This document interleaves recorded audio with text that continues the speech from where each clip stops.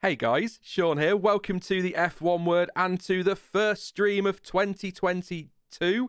Happy New Year, everybody. Hope you had a fantastic time this weekend, over New Year. Didn't get too drunk if you were drinking. I got way too drunk, still nursing a bit of a headache today, not gonna lie. I was only gonna have one. That went really, really well, but I hope you all had a great time, and obviously hope 2022 is kind to you all, and we get a 2022 season that was just as good as last year. How many times in this stream so far have I said 2022? Not a bad start. Hope you are all well. We're going to be talking today, obviously, about last season.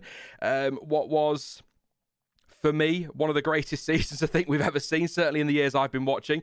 Fantastic. We'll get into that shortly. It's not a review as such. We're just going to have a good old waffle, look at the highs and the lows, the ups and the downs, the rounds and the rounds, and all that kind of stuff. Pick a driver of the year as well, not including the top two drivers, and look at race of the year too. So lots to get into. We'll put some polls in chat as well, so you guys can get involved, and I will come to you throughout for your comments, and hopefully towards the end of the stream we'll get some Q&A in as well. But don't panic if we don't, because we will do a properly massive interactive stream later in January, because I need to test it at my new house because I'm moving on Thursday. Anyway, let's not get into that one. I'm going to hop straight into the chat, whatever you want to call it, on Discord, and say a very good evening to Stuart. Good evening, Stuart. Is it evening or pre-evening, as Sheldon would say on The Big Bang? I think it's pre-evening, really. Okay, well, that's a new one on me. Whatever it is good. Hi, nice to speak to you. I've got a bit of a cold at the moment, just to let you know, but we're doing all right. I've had a persistent cough for a couple of weeks, but apparently it's fine. It's fine. So yeah, but if I go silent suddenly, it's just because I'm muting my cough. Other than that, good to speak to you. On the floor. Otherwise, he's fine. Yeah, don't worry about it. Yeah. Well, at least it's not the thing. So that's a good thing. At least it is just a cough. Not that that's much sympathy at this stage, but I was just saying, I think this ranks for me. I started watching F1 back in 1992. 2021 ranks for me as one of the best seasons I've seen ever live. I know there were a lot of seasons before 1992, but I look at 94, obviously tragedy aside, was a phenomenal season. 97, 99, 2003, 7, 8, 9, 10, 12 were all incredible years, but this has got to be right up there, but for kind of different reasons in a way. Two of the best drivers we've seen in Formula One, two of the best drivers on the grid going head to head, and just it's a season that had everything. And I am watching the 2012 season back, as I said to you on Thursday at the moment, so I tried to work out where this ranks in the grand scheme of things, but it's got to be right up there, hasn't it? 21. It's been phenomenal, and it's just so good to see two drivers from two different teams battling it out all season long, and never quite knowing which way it was going to turn next, and also having some of those surprise results like Esteban Ocon and Daniel Ricciardo, and even almost Lando Norris just coming in there to steal some races. So yeah, I thoroughly enjoyed all of it. Obviously, we had some controversies along the way, but for the most part, that just made it more interesting and gave us more to talk about. And compared to the last few seasons, we haven't been as blessed with things to sort of talk about. It's all been a bit like we kind of know what's going to happen. And this year, we really didn't know what was going to happen, which was a breath of fresh air. And I was thinking, actually, I was thinking this week about going into the Abu Dhabi Grand Prix like a couple of days before, and even the morning of. That feeling of having a championship decider on the last race, like how you get nervous and excited, and how it's just completely different from the last few years where everything's sort of been wrapped up, a few races to go. So you never had that build up to the crescendo of not knowing who was going to win, not knowing how it was going to go, and hoping everything, went whichever way you wanted it to go. And I'm just really glad to have that excitement back again, even though it nearly gave me a heart attack. Yeah, and it was. You're right. The last few seasons, it's been, you get to Abu Dhabi, the title's been won for 2, 3, 4 races, mathematically, realistically, since about mid-season. So to have that again was incredible. It is, and I'm sure we'll get to it, don't worry. But it is a shame it had to end the way it did, because I don't think the season deserved that. And I don't think, as fans, we deserve that. And I don't think the drivers deserve that, because both Max Verstappen and Lewis Hamilton were immense this year, weren't they? There was nobody anywhere near their level quite frankly, out on track this year, and they pushed each other to the absolute limit, and whoever won that title totally deserved it. It's just a shame it ended the way it did, but it all kicked off with controversy back in Bahrain, didn't it, if you remember, with track limits. Lewis Hamilton running wide up at turn 4 a few times during the race. I can't remember what the count was. It was up in the 20s or 30s, wasn't it? And then the rules, in some people's eyes, or allegedly changing mid-race to kind of try and stop that happening, and it was all absolutely crazy. So in some ways, trying to make light of it as best I can, it's kind of nice that it bookended the season with a bit of controversy with race control. Sorry, Hamilton fans, that's a terrible thing to say. Well, if you're a big fan of symmetry, and I guess, well, I think it speaks straight off the bat. We had the issue with track limits, and as we can see, the FIA dealt with that swiftly and clearly, and we knew exactly what the rules were with track limits for every single race. So I think that kind of attitude flowed right through the rest of the year, didn't it? Yeah, there's something poetic about it, if a little bit frustrating at times. Yeah, like I say, we'll inevitably get to that because we kind of have to, don't we? We can't ignore it. I think he's here. Good evening, Jonty. Are you here now, mate? You're in my chat. Good evening. Yeah, good evening. And good evening, Jan, Stuart. Sorry. Hello. It's all right, fashionably late. Nothing wrong with that. We were just sort of talking a few early thoughts about the season as a whole, really, and where it ranks in the grand scheme of things. I was saying we've had some incredible seasons the years I've been watching, but this has got to be up there, probably along with 2012 as one of the best, if not the best, surely. Yeah, one of. It's got to be very much up there. Best, I can't say it's better than 2012, but it is right up there challenging. I mean, I'm saying Stuart, I'm watching 2012 back, so I'm hoping to be able to come up to a proper definitive decision. But the more you sort of read up on 2012, the more you think, well, actually, yeah, all those 7 different winners from the first 7 races, Alonso dragging that Ferrari round, battle right to the finale, Vettel in the finale with that crash with Senna and co. That was, yeah, what a season that was. But it's still, take nothing away from this year, it was just absolutely phenomenal. 13 different podium sitters, by the way, this season. I was doing the maths before we started, courtesy of Motorsport Stats. So, and by doing the maths, I mean I was reading it and copying it off their website. But yeah, 13 different podium sitters, which gives you some idea just to how open this season really was. I will say as well, Dan was supposed to join us this evening, but he's not very well. So get well soon, Dan, if you're listening. If you're not listening, then screw you. But no, get well soon, Dan. Hope you're feeling better. I'm allowed to give you grief. It's Dan. I'm allowed to. Hope you feel better soon. So where should we start with this one then? I think we'll do race of the year. I think we'll kick it off with, because you guys put your nominees in, or your nominations in, and then I'll put the poll to chat to see what you think. So we've got 4 between us. I'll come to you first, Jonty. What was your race of the year, your favourite race of 2021, and why? It's a good question. Honestly, I heard you discussing it. I've got to go with Bahrain. Just because, yes, we had some track limits controversy, but it set us off. It really set the year up. Like, here we go. We've got a fight on our hands.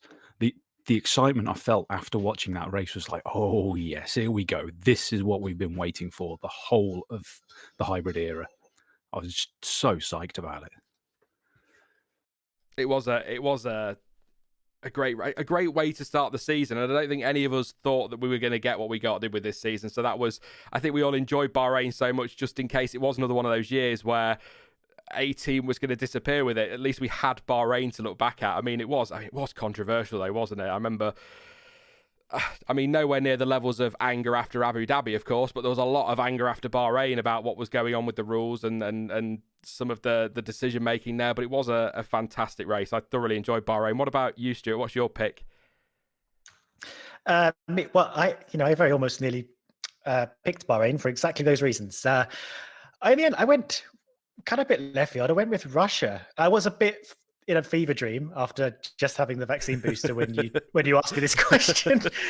But actually, the Russian Grand Prix was like stepping into another dimension for a weekend. Not only did we get a good Russian Grand Prix, but we had people fighting at the top that aren't normally there. We had sort of Norris battling with Sainz over the beginning. We had that twist at the end when the rain came in, and there was sort of that sort of tragic end for Lando Norris not getting his his first win. But I thoroughly enjoyed it, and I just really liked being able to go to that Sochi track and having some excitement on there. And it, after quite a stressful season up to that point, it was quite nice to just have something a little bit different. And we also got Verstappen coming right through from the back. It was just chaos, and I love a weekend when it's chaos and a bit different. If I'd have said to you at the start of the season that you'd have picked Sochi as your race of the year, how hard would you have laughed? Really? I mean, honestly, I'd ask what you've been drinking. I think I was even going into the weekend thinking, well, I'm going to take this weekend off to have a nap. But no, yeah, sometimes you get a racetrack that you're used to nothing happening in, like Abu Dhabi, and it throws a spanner in the works. And I like that. Yeah, it's also nice just to mix it up a little bit, I guess, having something good from Russia. We had a good race in France as well, didn't we? That battle at the front between Hamilton and I know you said Schumacher, Verstappen, going back a few years there. I really struggle with this, mainly because you three picked the three that I would have probably looked towards. I'm going to go with Imola.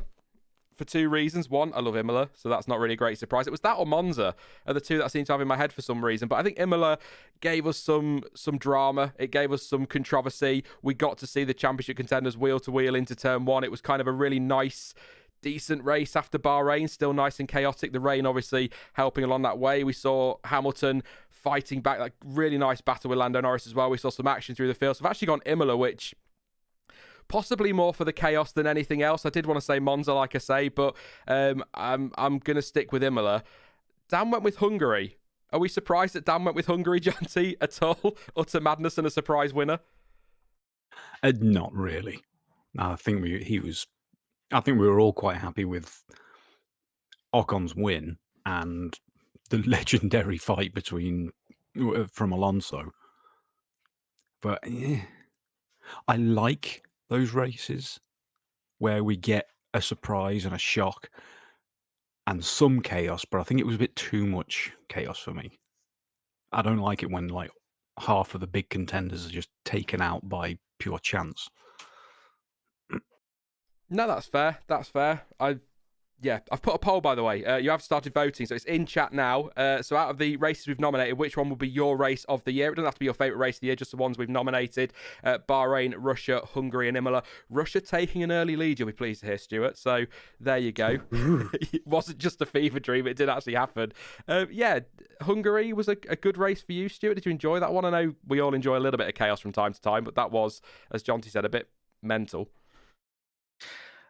No, I mean, yes, I did enjoy it. There is a bit of a deflation from when you get so many cars taken out that some of the things you were looking forward to just didn't come to pass, especially Verstappen actually being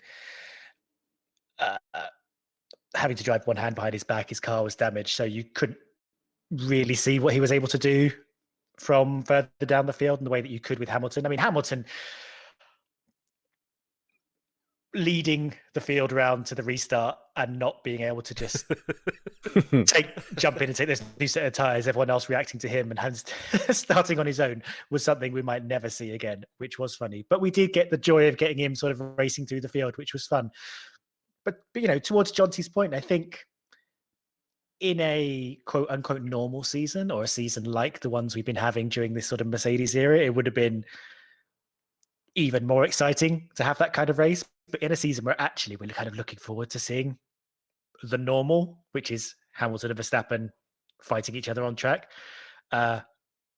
it sort of takes us away a bit from that thing we're looking forward to seeing week after week. And I know I picked a similarly bizarre race, but to Jonty's point, it's these kind of bizarre races are kind of less welcome than they would be in a more boring season. It's weird actually, because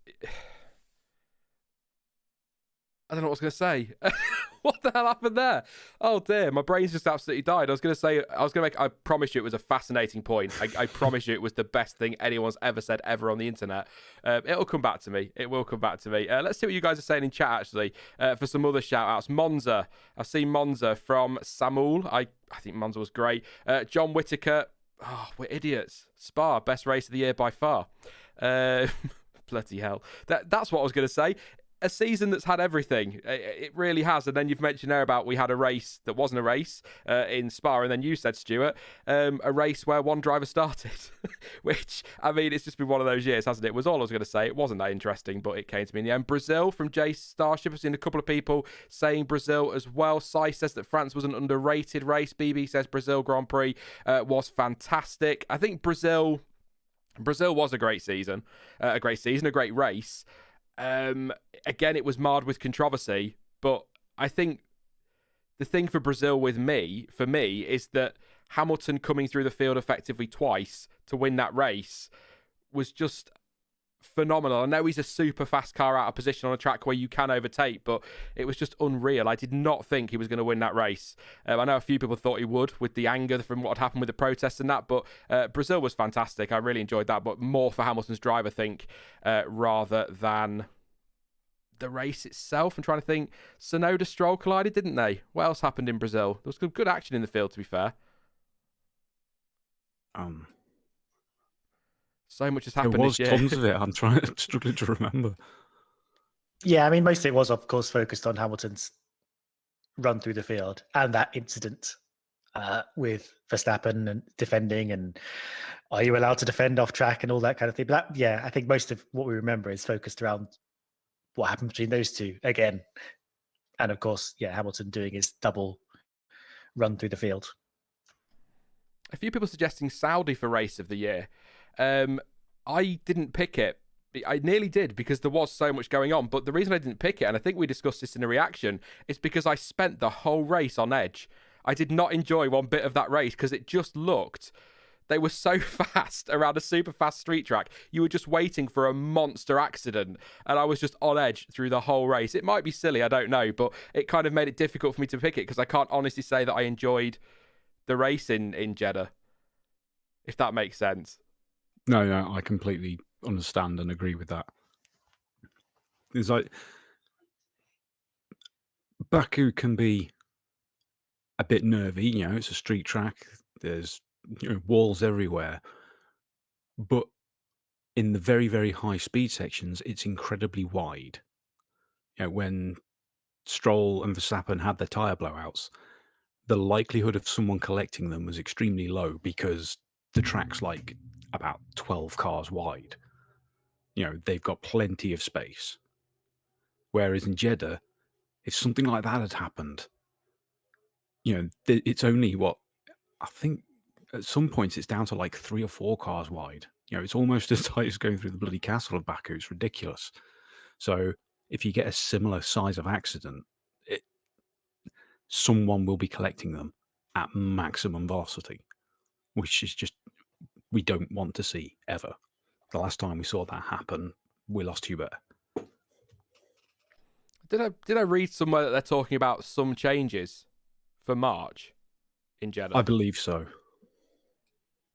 Yeah, I heard some chat about that, about just like getting rid of some of the kinky bits and just turning them into one straight or one corner rather than having all that, 200 mile an hour blind corner after blind corner.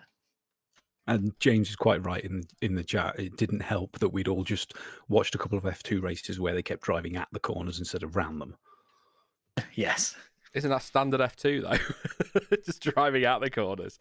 That was why. Just to clarify, why I didn't pick Saudi for one of the race of the season was just because it was so nervy. And I hope we do see some changes.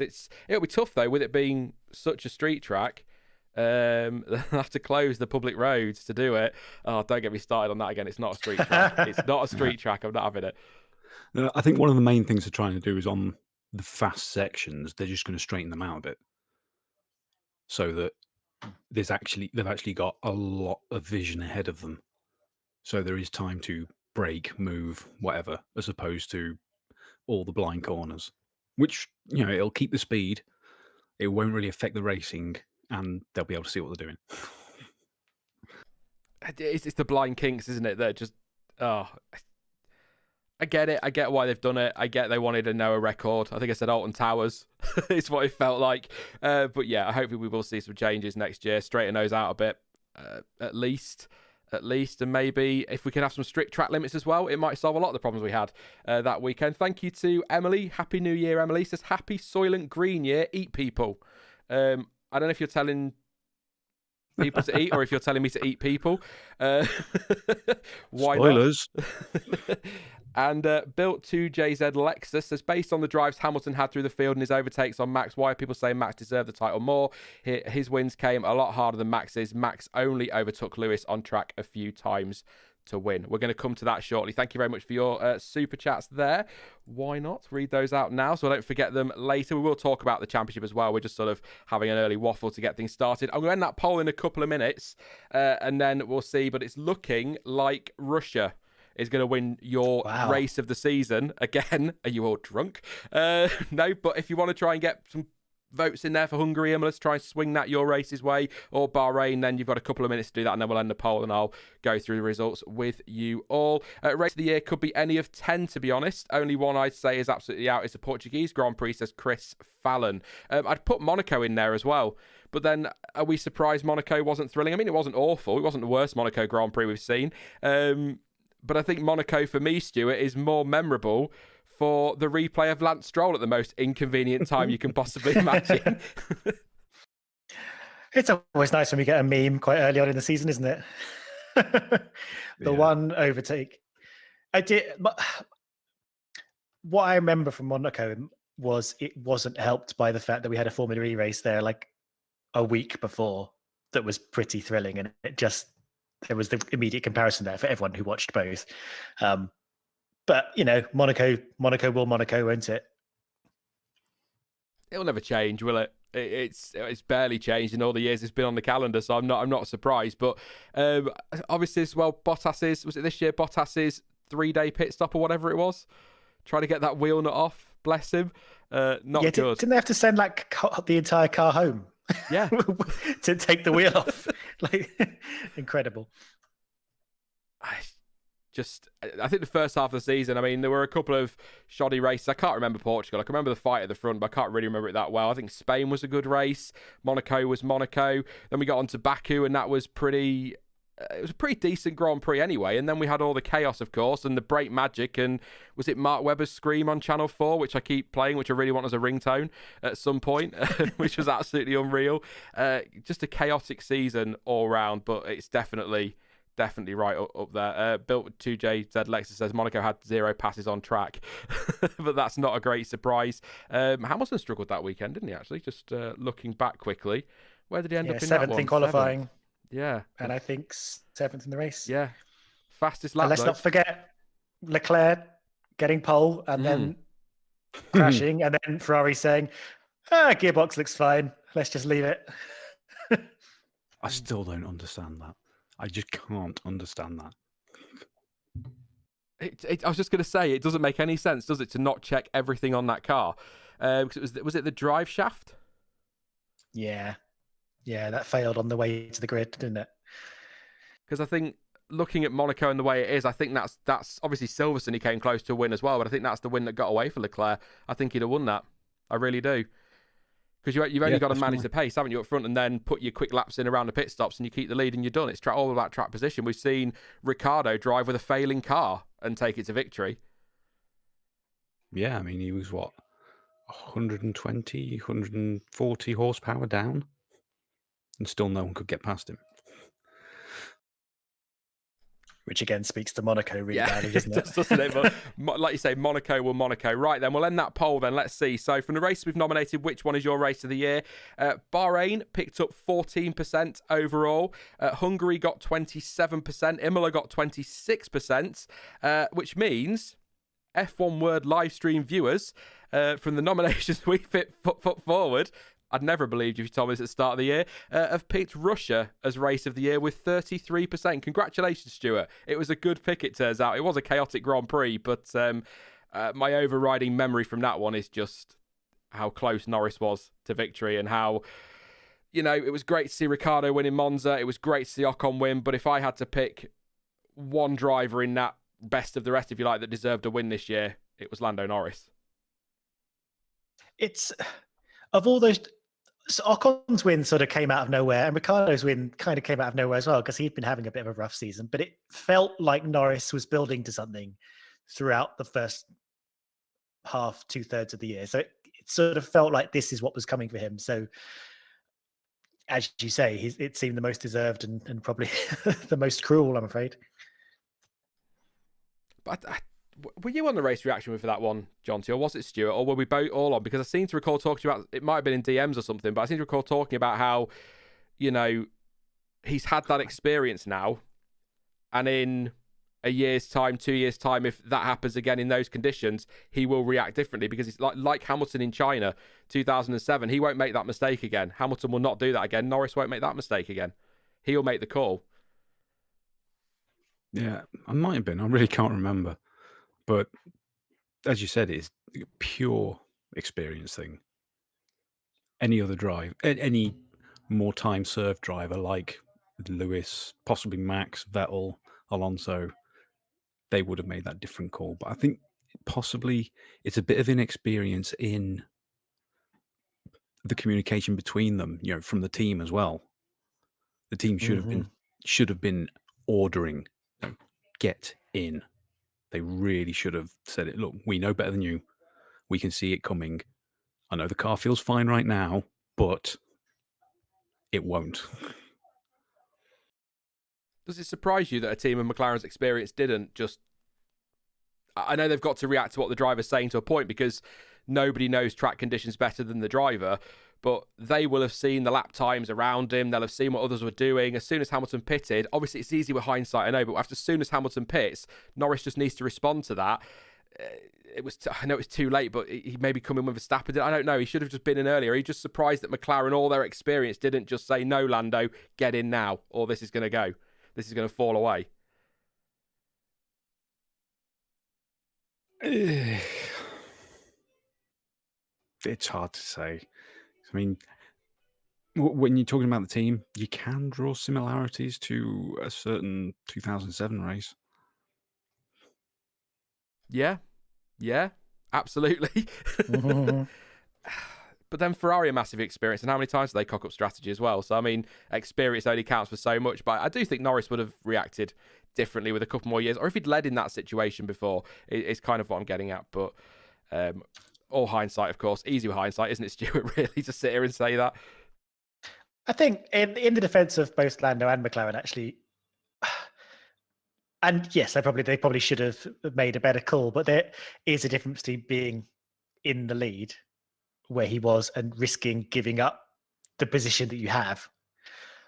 In the same way that Hamilton in Hungary, he on the restart, they could have pitted to get dry tires, but maybe they would have just given up pole position and immediately in every single car would have taken to the grid.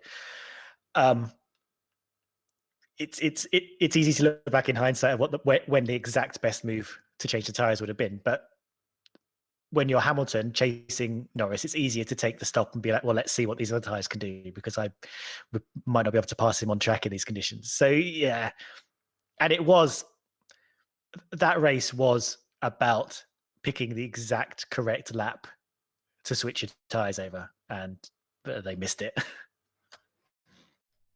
Yeah. Russia's last race, penultimate race, isn't it, at Sochi as well? Just come to me. Thank God. That's a valid point, actually, because the people who jumped early also lost out because they were too slow on the dry-ish lap. It really was that one exact lap to get in. So yeah, you're right on that one, Stuart. It's a big shame. Like I say, it's easy to sit here, isn't it, months on and say what should have been done and what shouldn't, but I think he'll win a race one day, Lando. I'm pretty confident on that one, no doubt whatsoever. But we talked a little bit about the races. We'll come to driver of the season a little bit later. We've got some nominees for that one as well, but I think we need to talk about the championship fight. Absolutely have got to, and that is going to lead us inevitably to Abu Dhabi. So I'll say it now, and I'll say it when we get to Abu Dhabi.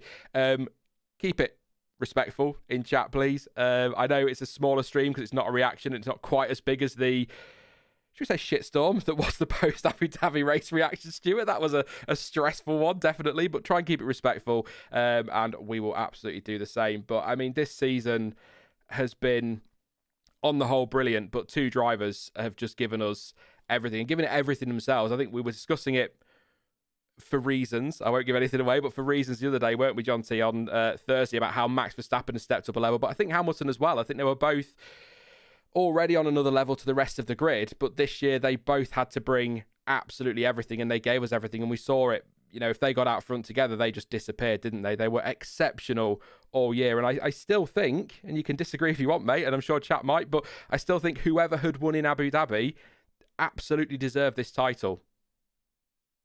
Yeah, absolutely. And you're quite right about that point you the point you bring up.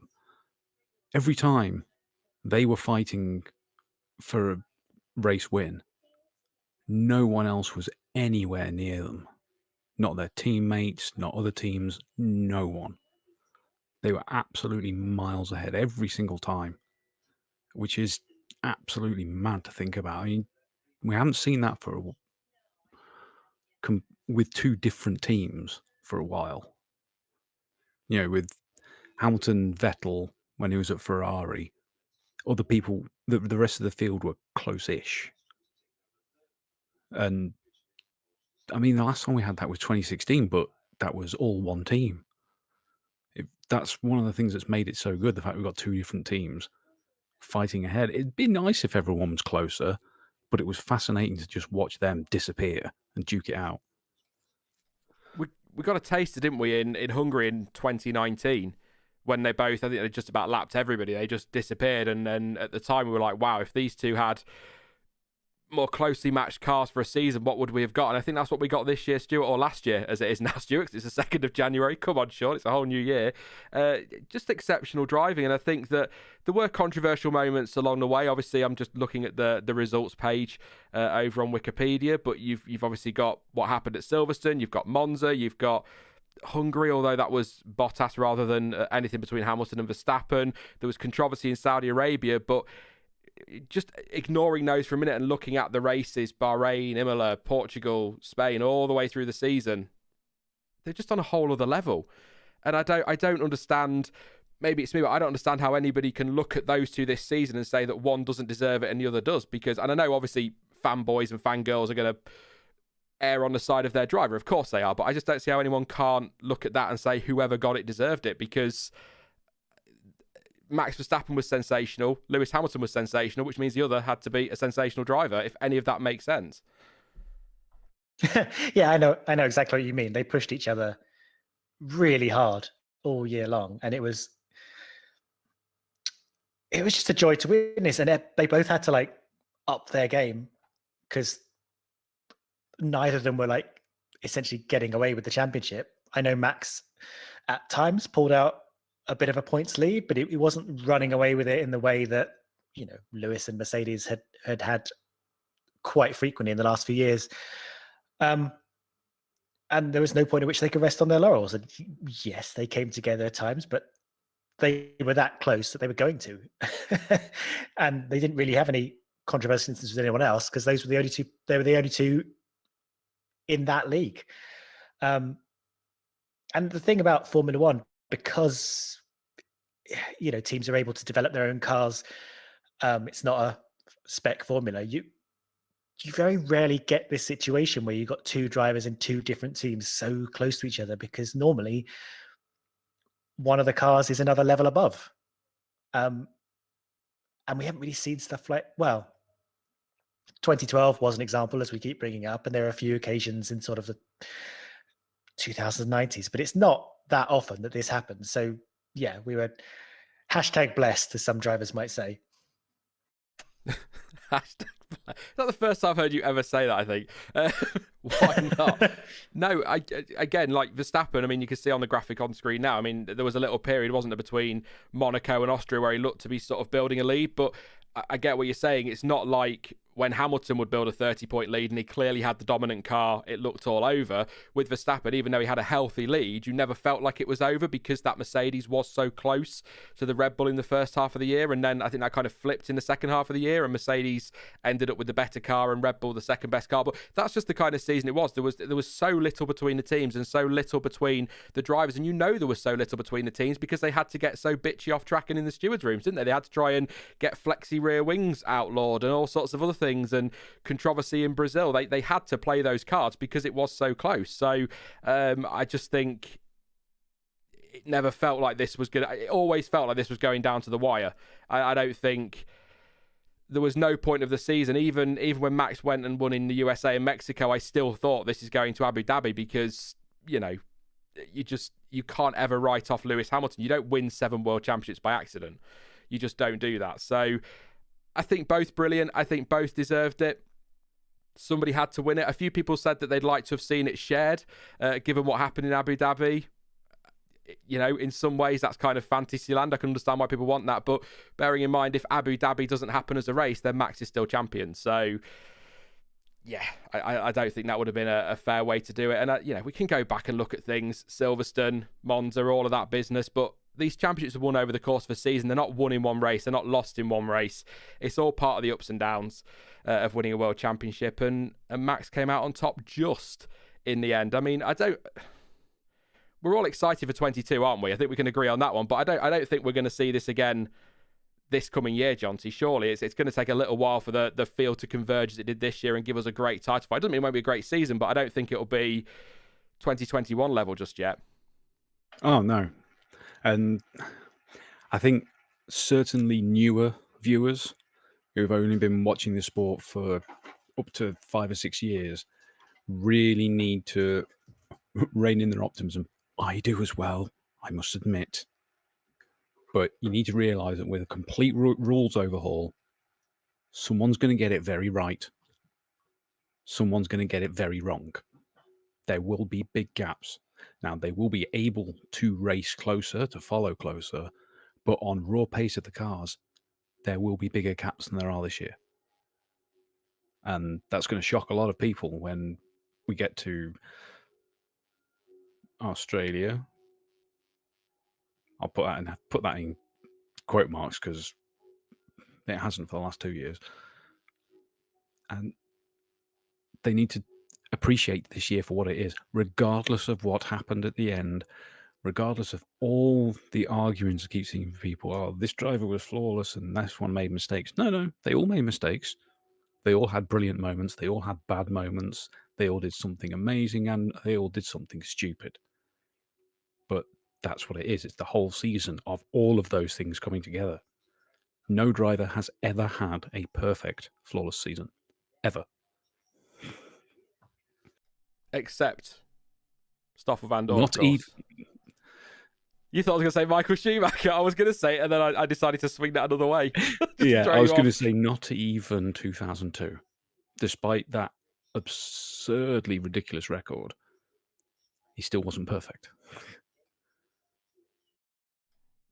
I just can't disagree. Bahrain Australia's apparently is first race of the yeah. season. It is, isn't it? Yeah. They've actually swapped that around because of testing. They actually thought about something. I was shocked. Yeah. I'm sure Australia will come back to the start of the year at some point. Why not, eh? Why not? So obviously, I mean, we can sit here and wax lyrical all day about how brilliant they both were and how they both deserved it. I'm hoping things have calmed down a little bit. Been on Twitter, I know it hasn't, but I'm hoping it has, and I'm hoping people have had a bit of time to reflect, and I've personally had some time to calm down. I'm sure you two have as well. But how are we feeling a few weeks on now from Abu Dhabi, Stuart? Are you still feeling a little bit cheated as a fan, or is that just something that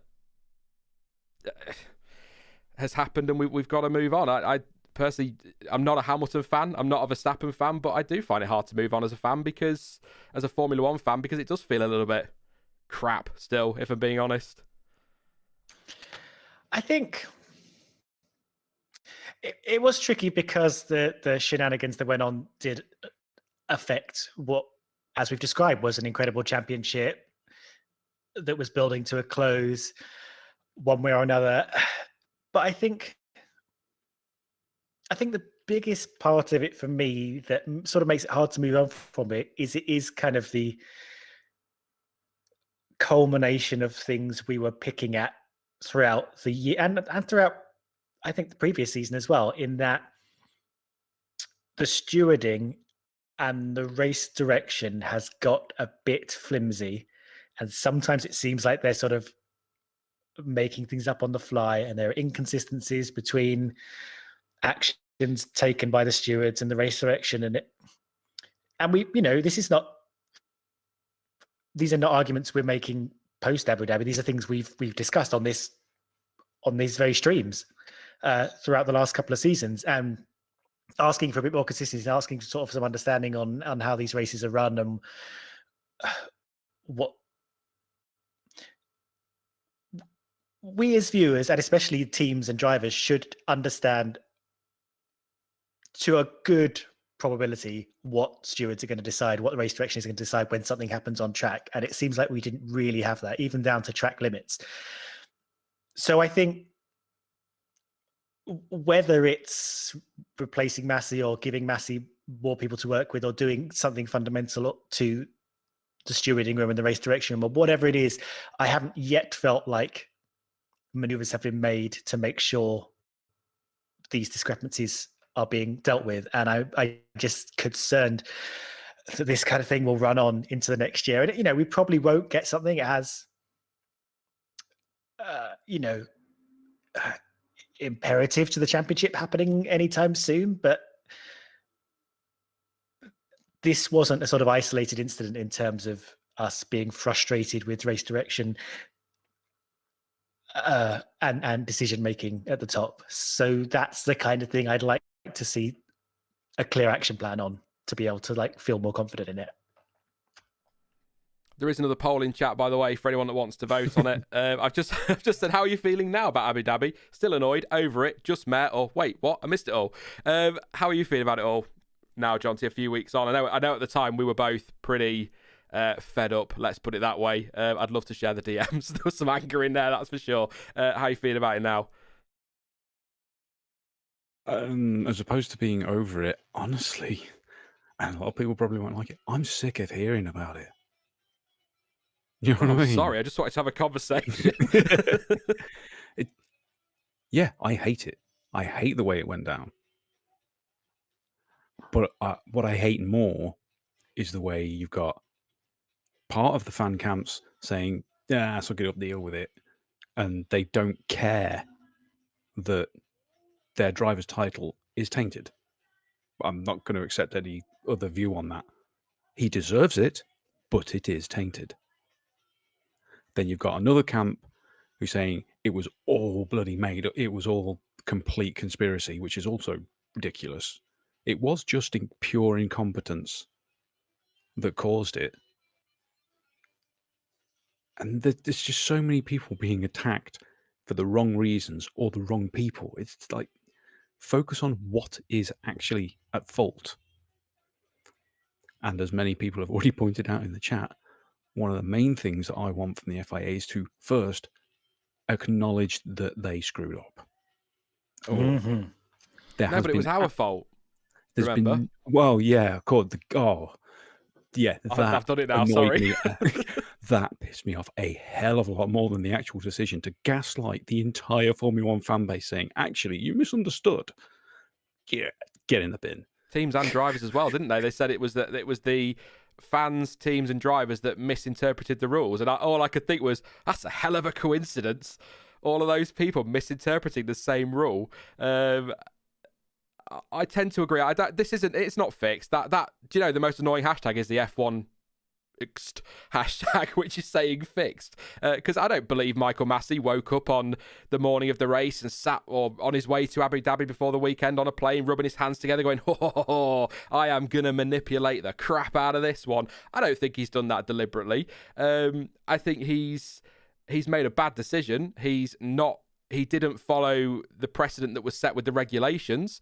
I think that needs to be called out, and I think people have been calling it out, and that's the problem. People can say it was in the rules, that's fine, but when you actually read the rules and then look at how they've been sort of used in the past, he didn't follow that regulation to the same precedent. That's my issue there. And he's got the pressure from the teams. He's got Christian Horner in one ear, Toto Wolff in the other ear, screaming and shouting at him from the other side of the argument. You've got meetings they've had in the past where teams have said they'd rather, if possible, the racing to the line, to the lights, to the flag, whatever, is done under green flag racing. So he's having to consider that. So what he's done is he's tried to do what he thinks is the right thing, but it isn't the right thing, and he's got it completely wrong. But I think I'm with you, Jonty. As I've calmed down from the whole thing and looked into it more, the frustration for me is that they've not just come out and said, you know what, we really messed it up and we are sorry. It won't happen again. They've said they're going to review it. I'm going to be honest, Mr. Pessimist here. I'm going to be quite frank.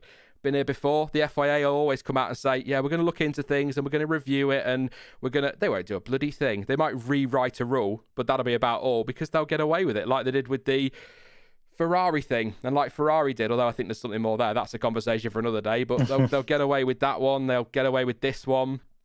I think they're relying on the winter. I think they're relying on people getting over it by March so they can just forget about it and not have to do anything. But there needs to be repercussions. There has to be an investigation. There has to be a review. And if at the end of that I love the process, I'm sorry. If at the end of that review, the FIA investigated the FIA weren't at fault, then that's obviously what they're going to do. They're let's make no bones about it, they're corrupt as hell. Name me a governing body that isn't. Of course they are. They investigate themselves. So they're not going to find anything, but if they do, then great, let's change it. If they don't, then guess what? We'll be here again. Maybe not next year, maybe not the year after. It might be a decade before we see this again, but this argument will crop up again, whether it's Michael Massey or somebody else in that box. And I do want to say as well, and I don't want to speak ill of him because Charlie Whiting was an absolute legend, he made mistakes as well. I'm not saying anything to this level, but people that are saying bring back Charlie Whiting, he was wonderful, a saint, and everything was perfect. It wasn't perfect. I think he was better than Michael Massey by a long way, but he also has many, many years of experience over Michael Massey, is I guess the point I'm making. But yeah, a lot of frustration out there. Yeah, you're absolutely right. Charlie was no saint. He did make mistakes. He made big mistakes, and they resulted in some nasty things. You know, there was contributing factors towards the death of Bianchi. I will never say that's his fault. He was pushed into an impossible corner, but he could have stepped back from it. You know, there's probably more he could have done to at least make the gesture, but that's all speculation. He's not here now. We can't ask him these things.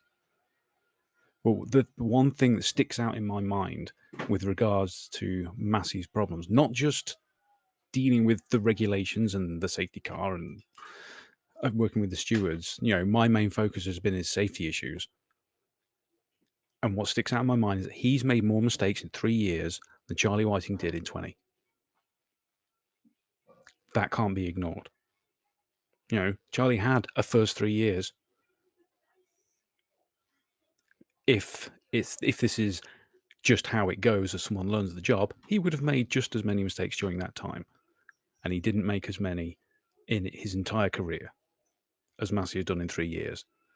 That's a man who refuses to acknowledge his failings and just refuses to do anything about it. And you can't have someone like that in control.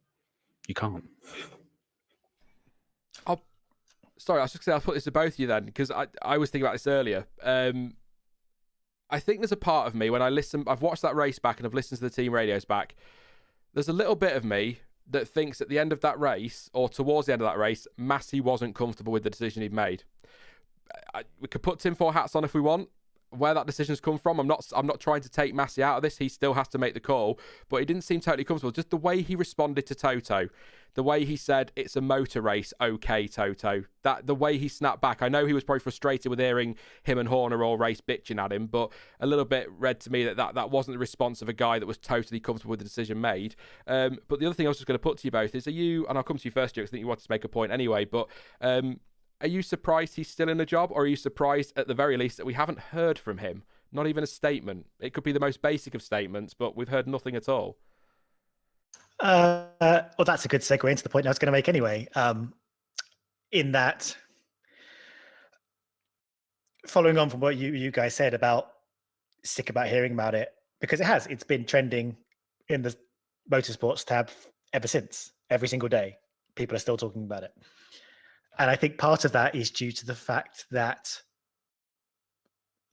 nothing's been said or done particularly. They made that one thing where like, we'll look into it, but there's been nothing to sort of address it. It's just been left to the wind and people are biting all over it. That's all people are talking about. I sort of went off Twitter for the most part for a couple of weeks over Christmas, and I came back and my mentions were just all full of it weeks later. And I, granted, we went straight from the race into sort of the Christmas period and the New Year period, and we had we had a presidential election at the FIA, so it's all changed there. So they were limited in some ways into how much they could actually do, but there hasn't been much in sorry. Excuse me. There hasn't been much in the way of regaining our confidence. And I think there is a lack of confidence in the way these races are run at the moment that needs to be dealt with. And part of that is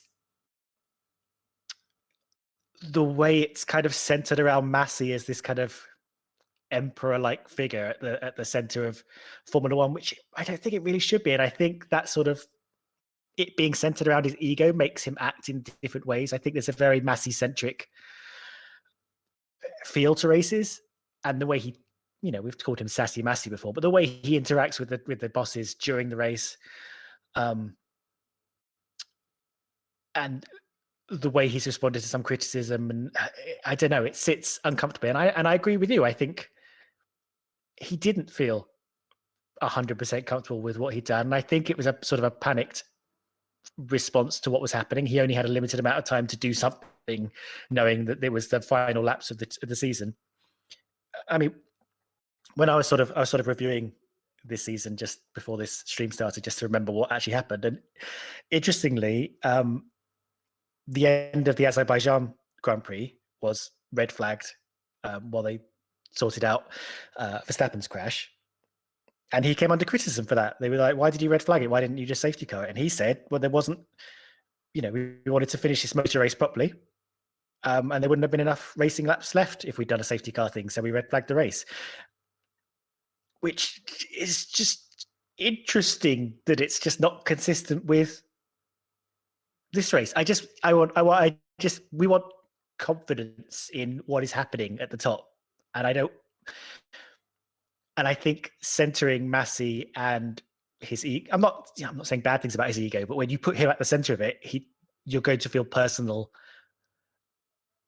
about how you act to things. And centering Massey at it puts him in a difficult position, I think. And I think we need to kind of make it more systematic. Yeah, that point on Baku is one of the things that's the issue for me, is that it goes against the precedent set, doesn't it? What happened in Abu Dhabi.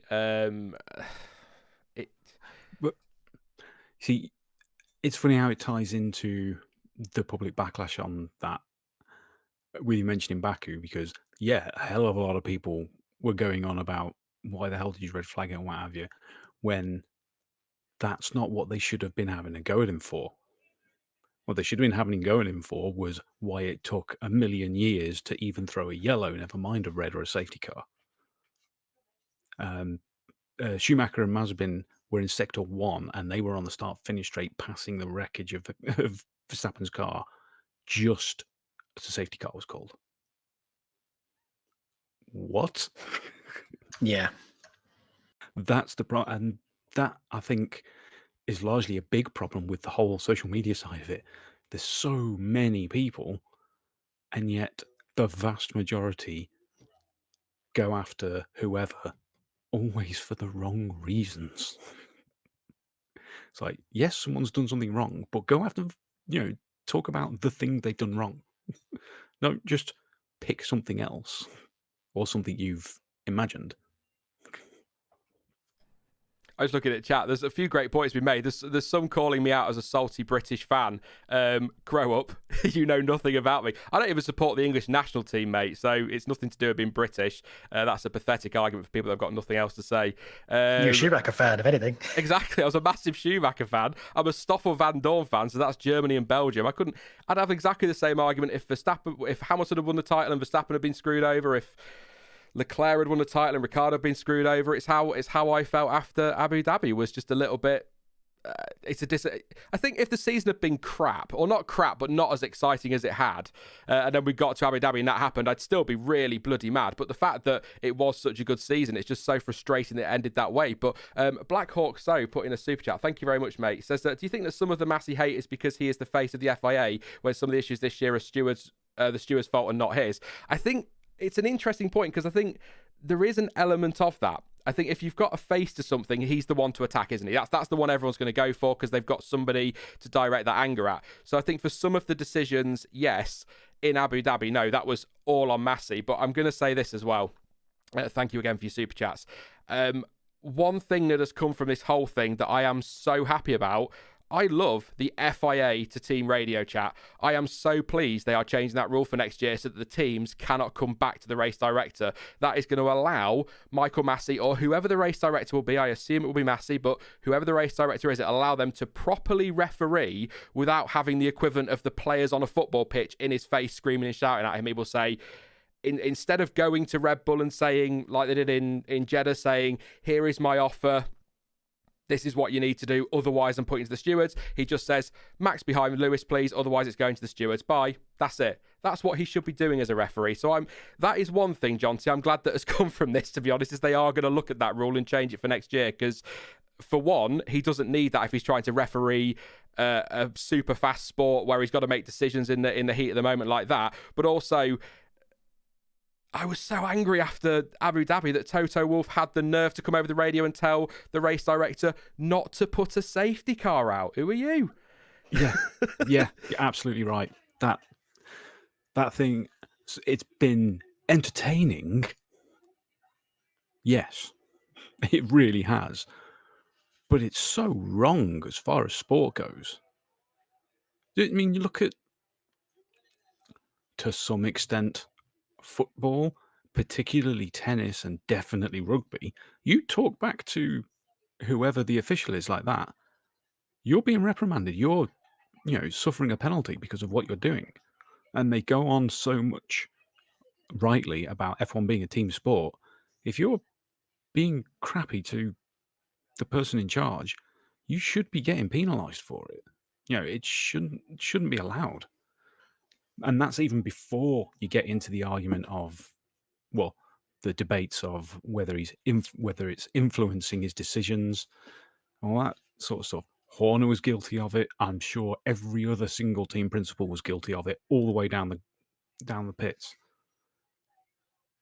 It's not just one person doing this, and it really has got to stop. But the other problem that I'm sure a lot of people are thinking about is, if he stays on for 2022 and team principals can't come back to him, how can you trust what he's saying? That's the flip side, isn't it? I guess. Chris Fallon just saying, actually, kind of on your point there, John said, how do we know Charlie didn't negotiate or have to deal with the nonsense radios in years gone by? Do we know he was always in control of the team principals?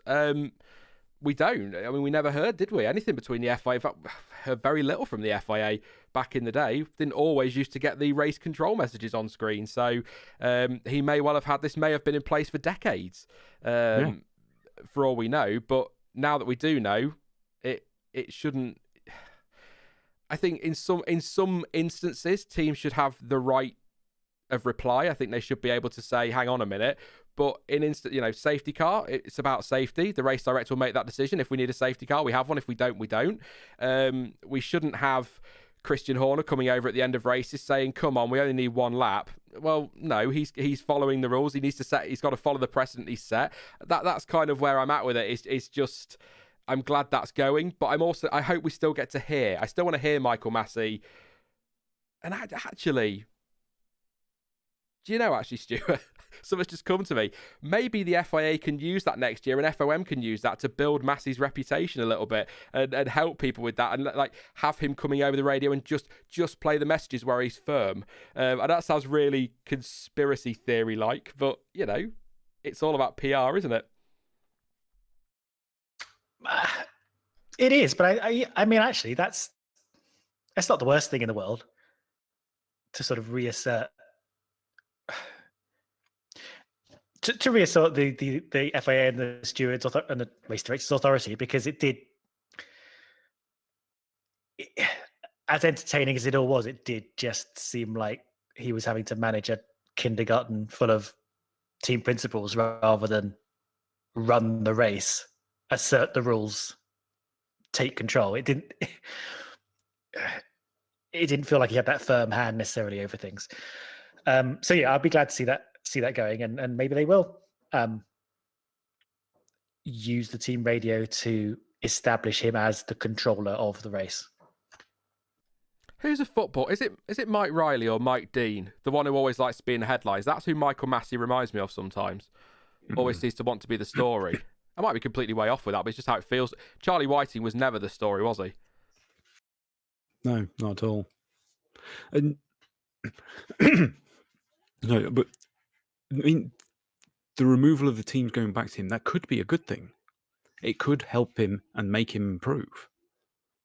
You know, because he might be able to concentrate on making the right decisions without 10 voices, you know, battering down his ears going, "But Mom," every 5 seconds. That's basically what it is, isn't it? I love it that. Is. especially with Toto and Horner. It's like, they started it. No, I didn't. Did too. Did not. As entertaining as it's been, it's actually been quite childish. It has. A few people naming referees at me now. Some say Mike Dean.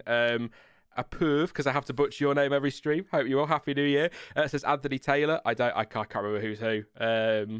I can name like 4 referees and that's it. So you know who I mean, though, that kind of thing. Yeah, I'm glad it's been addressed, but I'm hoping as well they do investigate this. And I mean, ultimately, at the end of the day, Mercedes dropped the protest, didn't they? They dropped the appeal. I get why they did, because I think the feeling is that if they'd gone to a proper court, they'd have won it. But then they put their statement out saying that they weren't going to go to the International Court of Appeal because I think integrity of the sport was there, and they're satisfied that, or they want to work with the FIA on improving things. And again, conspiracy theory. I think conversations and deals have probably been done behind the scenes somewhere, because that's how these things operate.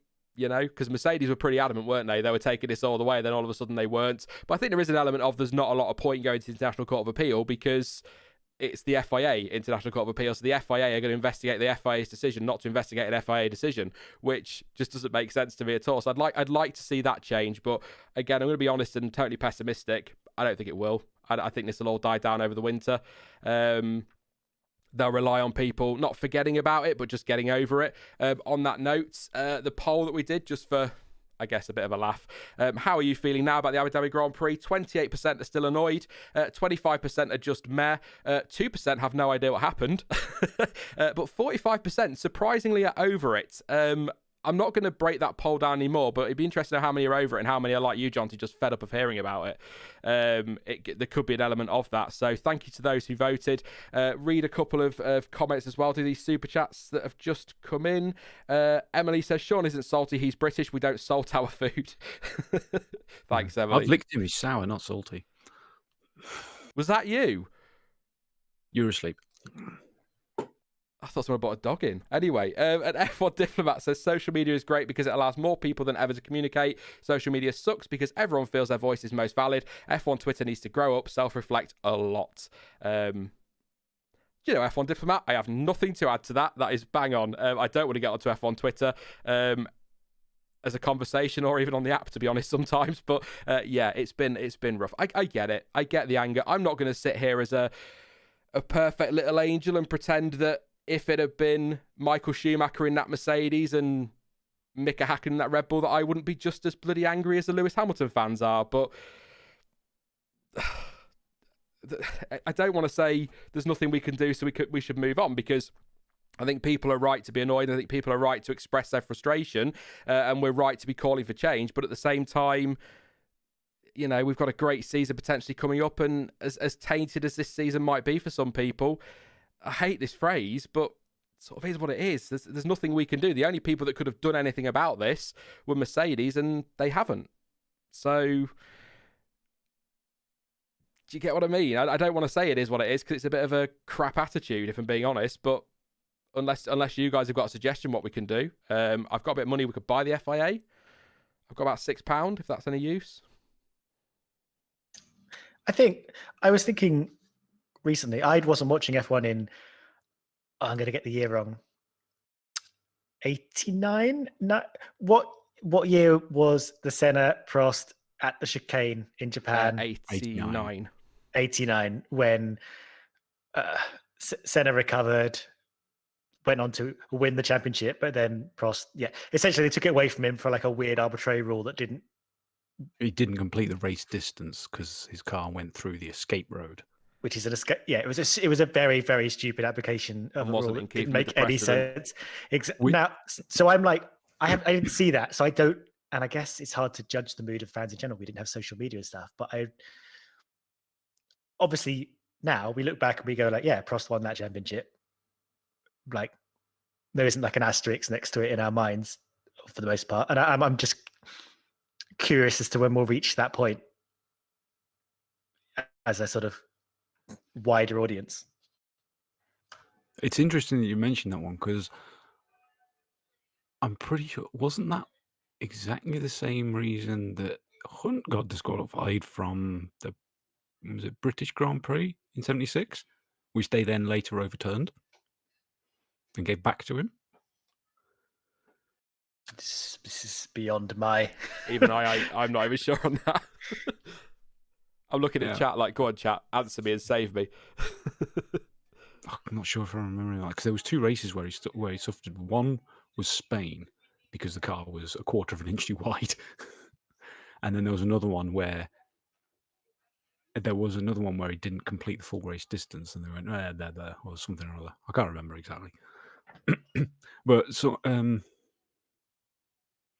Jonathan O'Keefe in the chat is absolutely right.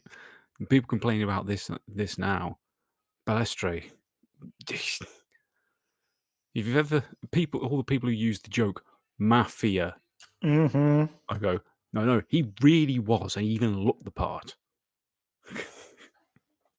That was a different time. Although I also hated how Max. We talked about Massey being the center of everything. Someone in chat said trying to make himself center. Max Mosley also. I hated how much he centered himself around all the stories and how he very purposely put himself as the face of the FIA. I hated that about him, and I've quite enjoyed like Jonty being more a backseat management rather than everything being the Jonty show. But that's a whole different. But yeah, Balestre was evil. He was a character, wasn't he? Let's not get back to those days now. Yeah, and he's not the only character that's been like that in Formula One. We've had every character you can possibly imagine in the sport throughout the years. You can't look at Flavio. My God, he was basically, if Balestre had friends, that's what you get in Briatore. Mm-hmm. And he's still knocking around. Can't get rid of him. No. I'm going to end this bit here because that's given me an idea for another conversation we could be having in the stream. I'll talk to you later if I remember. But yeah, I've got nothing else to add on Abu Dhabi because I'm just going to go around in circles. The only thing I will add, I guess, I don't know how you two feel, but I think I do actually feel sorry for both the drivers. I think, again, yeah, fine, whatever. Forget Abu Dhabi. You look at the season as a whole, both deserve the title. Max got it, and I feel like he's not getting the credit he deserves for such a good season. And Lewis Hamilton isn't getting the credit that he deserves for getting this down to the finale, given how far off he was at one point. And like after Mexico, he had to go on a run of those 3 wins, all that pressure, they're coming from the back in Brazil. I don't think they're getting the credit they deserve for this season because everyone's focused on that. So I hope that in a week, a couple of weeks, a month's time, start next season, people, or even the end of next season, people will look back at 2021 and say, do you know what? The way it ended sucked, but those two were bloody brilliant. And I think they've got to be given that credit there, 100%. So that's something that I just feel sorry for them on and a little bit frustrated about as well. But we'll see. Anything you two want to add on Abu Dhabi? I'll start with you, Jonty. We'll go alphabetically. If not, we'll roll on to driver of the season, I think. Chain Bear comes before Jonty. He's listed as Stuart on my thing. He knows what he's doing. No, I'm not going to add anything on Abu Dhabi out of principle because I want it to be over. He's sick of it. What about you, Stuart? I mean, I think I said all I need to say, and I can't wait for the car launches now because that'll take our attention away from. I think the part of the problem is that there's been obviously the season ended, and there's nothing to distract us from constantly arguing about Abu Dhabi. So bring on the 2022 car launches. Oh God. Thank you, Lalo. That's just reminded us. It won't be over because we'll get all of this again in February. DTS. No, I just saw the comment. Yeah. Wah. Turn your phone off for all of February and March. I'm not sure how they're going to squeeze all that into 10 episodes, though. That is going to be a long series of Drive to Survive, probably as long as the season.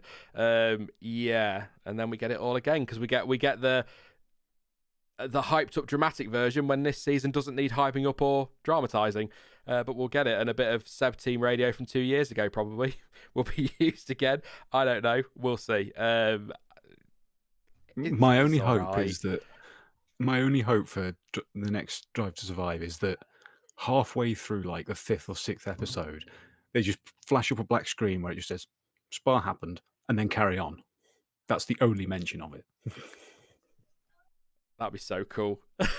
I think even in the pictures of slideshows I've got some of the pictures from the season, I've only got like 2 from Spa. One was the rained off start and the other was the podium because I didn't really see the point of putting anything else in. That was a shit show. Actually, I'll tell you what we'll do very quickly. Do you think that's the low point of the season in terms of the races? We talked about the best race.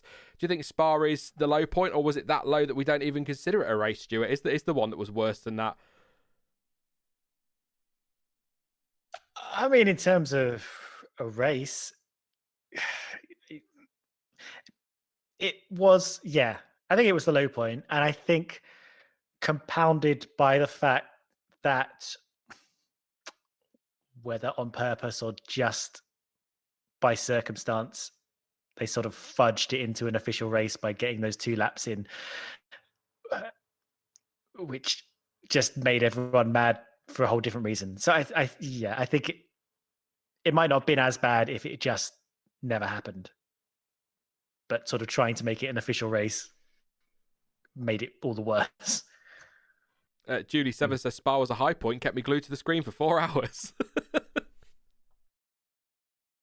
Yeah, it's funny how so many fans are absolutely outraged, and I'm adding something about it already, are so outraged and angry about Abu Dhabi. Spa is the one that fans should be really outraged about, particularly the ones who went there. It was so obvious for so long it wasn't going to happen. And even when there was a lightning and a small chance, they didn't react immediately to get to do it, to at least try. It was really fumbled all the way along. And then it wasn't dealt with very well afterwards. There are other things they could have done. And the option they went with was probably the worst one. I mean, even if they just said the race has to be cancelled because we can't run it, we'll do points for qualifying. We'll award the points for qualifying. The result is still the same, but at least the points have been given based on what they actually did on track. Do you know what I mean? Yeah. It's sort of effectively what they did, wasn't it? But at least, I know what you're saying, at least it would have been for qualifying rather than for not doing anything. Yeah. And then the whole thing of no refund. Oh, don't. Oh, have you seen? I assume you've seen what they're doing. It's disgusting. into a prize draw where you could win. Cool.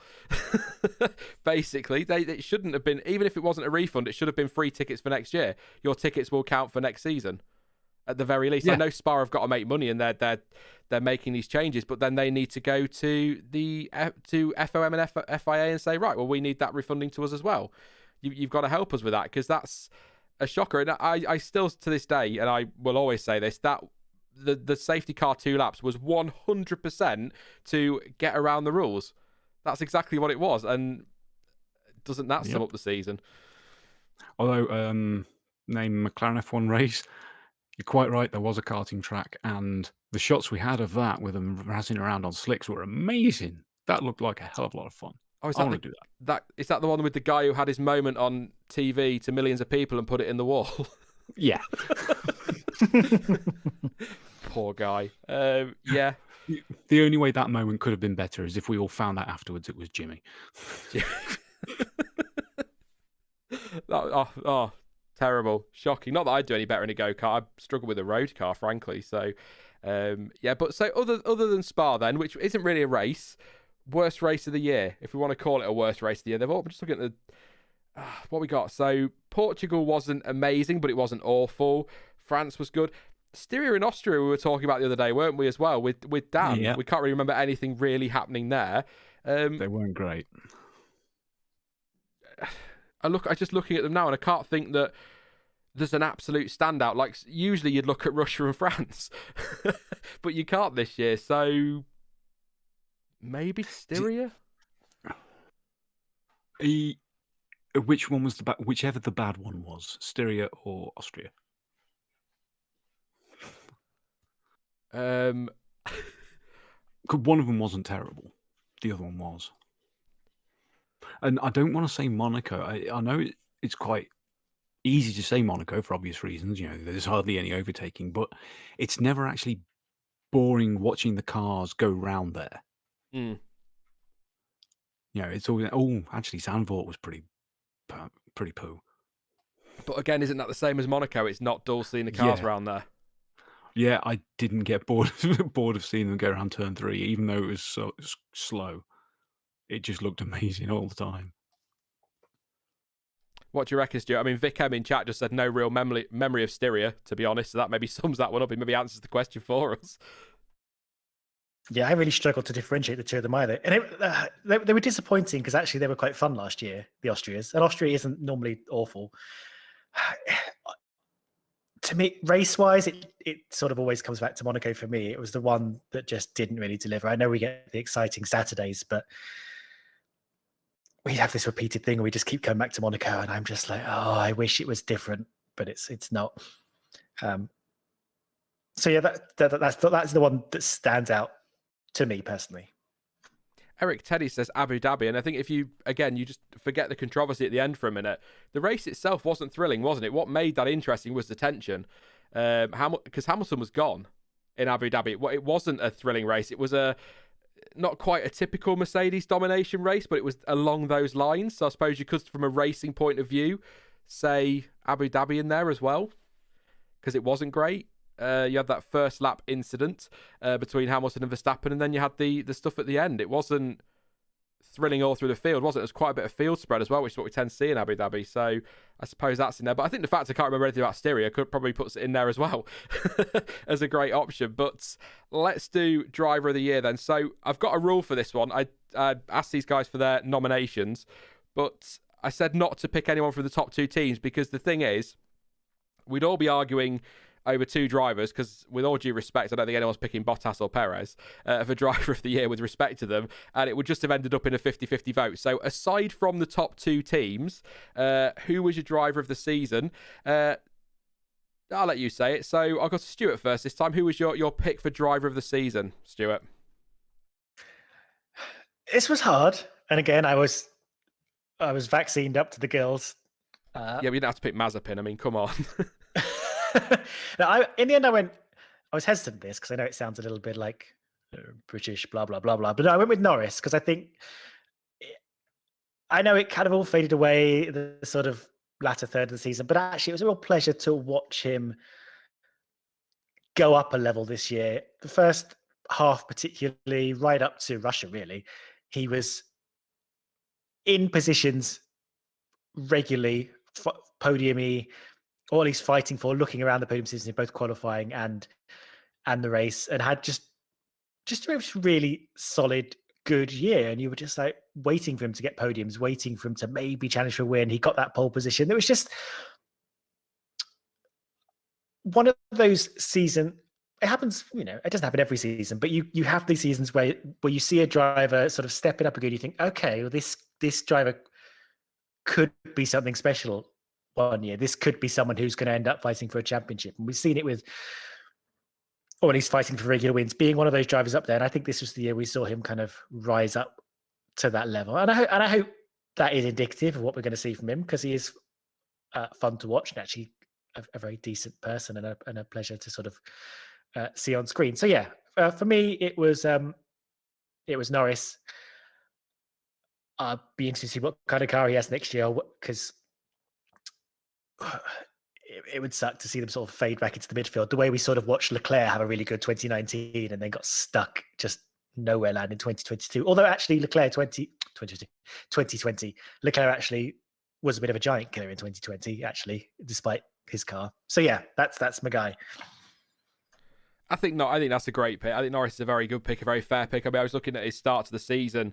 So aside from Spain, where he finished 8th, it was 4th, 3rd, 5th, 3rd, 5th, 5th, 5th, 3rd, 4th, until he DNF'd in Hungary, which wasn't his fault, of course. So incredible start to the year. And whilst he was doing that, Ricciardo was pumping in the 7th and the 9th and the 6th places. So he was absolutely great. He was 3rd for so long in the standings as well. But like you said, the back end of the year, it kind of all fell apart a little bit for him. So that was a shame.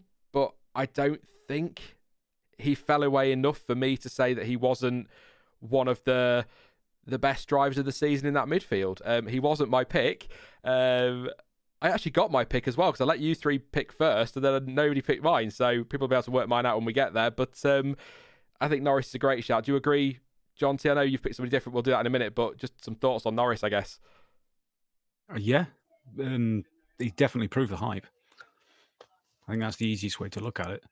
There was a hell of a lot of hype around him, particularly after last year and the improvements of the team. And he just said, yeah, it was all justified. I do feel like McLaren eased off on the development in the second half of the year. It just feels like they weren't quite as competitive. And I'd say they've probably moved to more focus on the 2022 car. But yeah, they're definitely going to be something to watch next year. And Lando's just kind of, what's the word? He's just added to his own hype. Ready for next year. He's improved year on year, hasn't he? Yeah, he really has.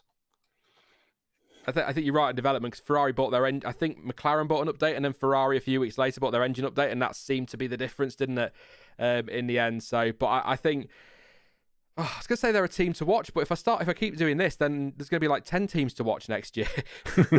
That's that. We just don't know, and I can't wait for that. But who's your driver of the year, Jonty? Well, I mean, as soon as you started this segment, chat kept saying the same 3 names, one of which was mine, and it got to be Gasly. You've got someone who's had a tumultuous career over the last few years, which will play havoc with how you approach everything mentally. It really must. And then this year, he's in a car which is arguably 5th, possibly 6th quickest on the grid. And he's slamming that thing into the 6th grid spot most weekends, constantly up there fighting for amazing points. He's just been so consistent and consistently fast. A massive gap to him, from him to Yuki. Now, yes, Yuki's a rookie, but even so, we know he's shown how quick he is. He's just a bit scrappy at the moment and makes some mistakes. He's really, really done incredible stuff. As Prix says, the real Mr. Saturday this year. It's hard not to say he's had a better overall qualifying performance in the year than anyone else. He was just consistent generally, wasn't he? Not just qualifying. I mean, he was there's some great. I mean, I'm going to give away a conversation that I've had with myself because technically when you're making videos, you're talking to yourself. But anyway, in the video that comes out later in the week. But I think I look at his season and it's really tough to pick out a drive of the year for him. I think Mexico's up there. He was so far clear of Leclerc in 4th place, almost in a league of his own in that midfield fight. But qualifying, he's been consistent. Results again, a slowish start when you compare it to the rest of his season. But then we've got, 6th, 3rd, 7th, 5th, 6th, 4th, 6th, 4th, 7th, 6th, 5th. He was just always up there, wasn't he? And obviously that front row start because of penalties in Saudi Arabia as well. But not Saudi Arabia, Qatar, sorry. But I just podium in Baku. I almost get bored of saying it, Stuart, but this is not the same Gasly that was dropped by Red Bull. He's got in that car, a team he's comfortable in, a car he's comfortable in, that he can dictate a little bit more than he can at Red Bull. I mean, look at how much better Perez was when he was allowed to start dictating where he wanted the car to go more with his setup. Gasly didn't get that at Red Bull. Once he got back into his Toro Rosso and then AlphaTauri, he's just been a standout driver, hasn't he? So I think that's a bang-on pick from Jonty. Yeah, Gasly's just been sensational this year. He really has. Solid drives every weekend, pretty much delivering above and beyond the car. He has the energy of a driver with like much better results under his belt, like someone who's had a dozen wins and just happens to be in a midfield team at the moment, but he's he is the center of that team. He's much better than his teammate. He's benchmarking where that car can be. It's just been great. And just AlphaTauri can absolutely just rely on him to bring home the best result possible for that car weekend after weekend. I hope there are opportunities for him in the future to, get better results either in that car or another car. But he's been great. And I think all the team principals will be having a look at him now. Kevin made a great point in the chat. He did. Gasly proved he's the real deal by not falling apart when he got demoted. Yeah. Yeah. If anything, he improved. And that really shows the talent that he's got. And to kind of build a little bit on your point, Stuart, Jaws 2308 says Gasly will be Hamilton's replacement at Mercedes when he retires. What I'm saying is that you bang on, Stuart.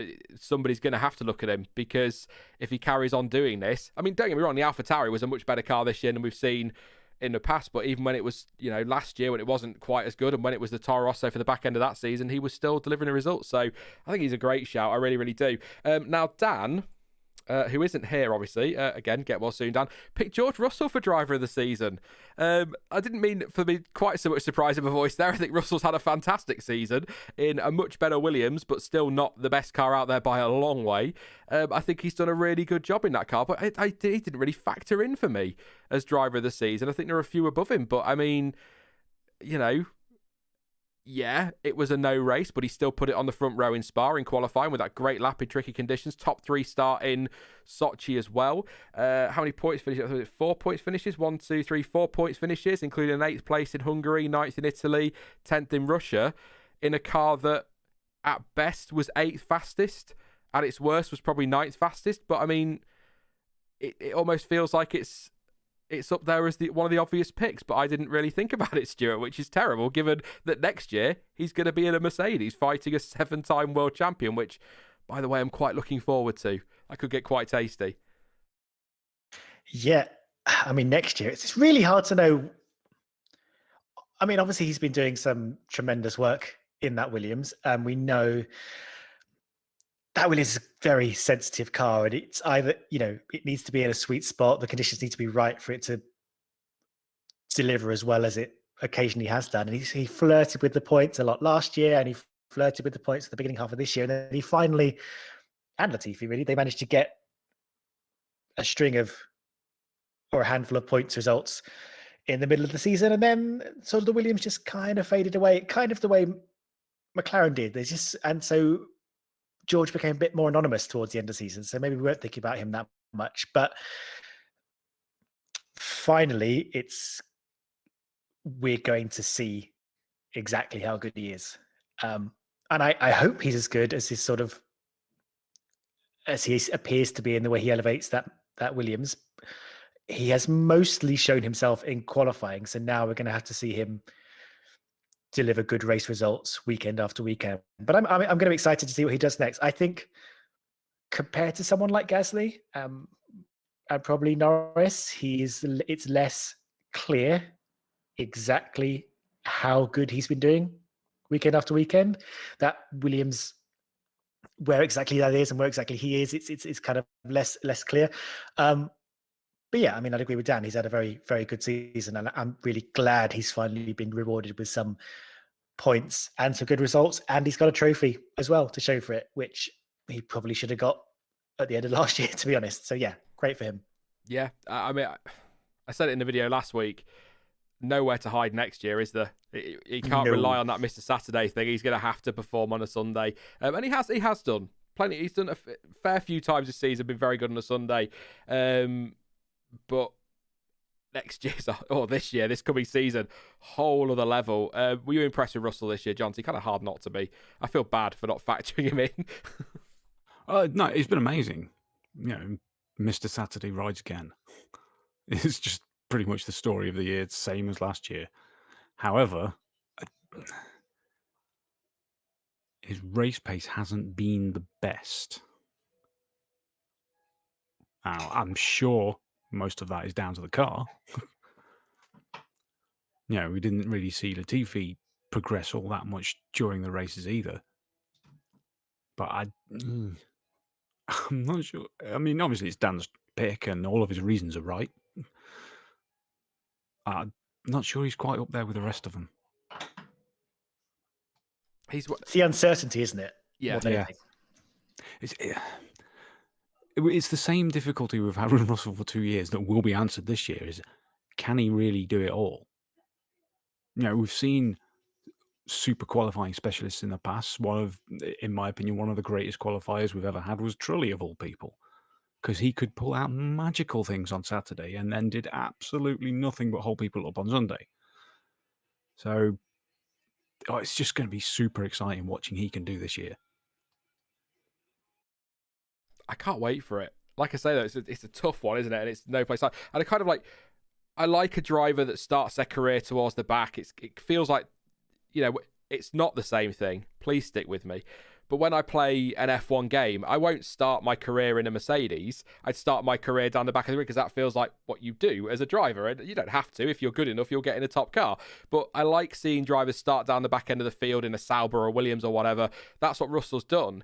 But in some ways, as beneficial as that will be, in some ways that could be a little bit detrimental, because Lando Norris was in that McLaren. He was in the midfield for basically his whole career. So we've seen what he can do. We've seen his progression up against some fantastic drivers. We've only ever seen Russell really consistently up against Latifi and Kubica and Giovinazzi and a fading Kimi Räikkönen, bless him, and drivers like that. So I think you're right, Stuart, on the uncertainty. When we get to see him next year, it's going to be fascinating to see how it kind of all unfolds. But I obviously can't always base things on F2 because, again, second time he's mentioned, Stoffel Van Dorn was freaking amazing in his junior career and he didn't really get the car and didn't really perform when he got to F1. So you can't always base it on that, but he was a mega talent in his junior careers, and I think there is something there, and the raw speed is there. And I think you look at Barrett, or was it Sakir actually, wasn't it, when he replaced Lewis Hamilton, the way he mugged off Bottas, despite, I think someone just said it in chat, actually, despite the fact he didn't even fit in the car, says a lot about him. I think he'll be very good, but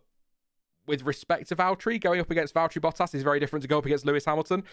We will see next year, but my pick of the year, I think chat have probably already worked it out. I think you two have probably already worked it out based on the conversation we had the other day. It's Carlos Sainz. I can't not. I mean, he's just been so good this year. And it's not, I think if he'd done that in the McLaren, I'd have been just as happy for him. And I may have struggled to pick him for driver of the year.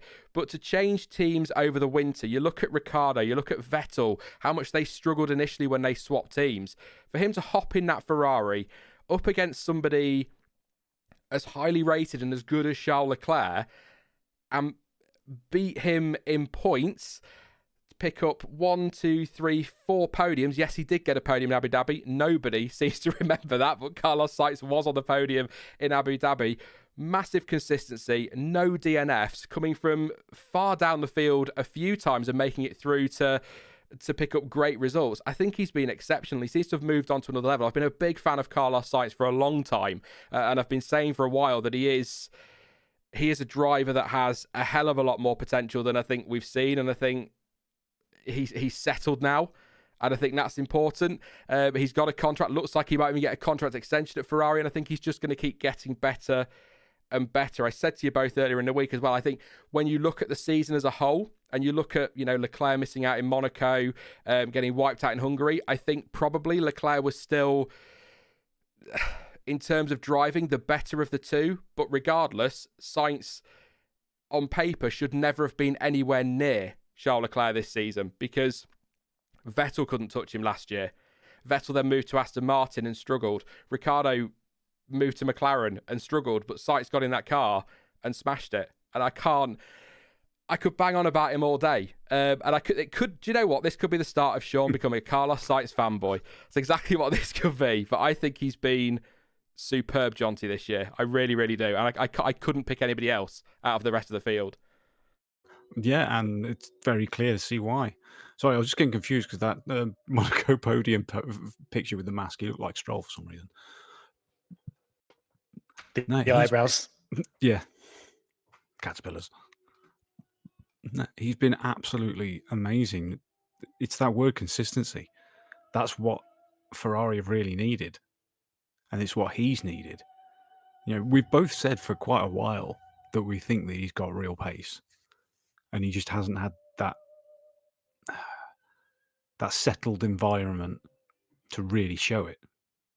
So now that he's got it, and is it certain that he's got the extension yet, or is it just not announced? I think he said that he's pretty relaxed because he's got next year. He's got this year yet, but I think Ferrari want the conversation, and he's happy to have the conversation. So I think I'd imagine that'll be something possibly before the start of the season.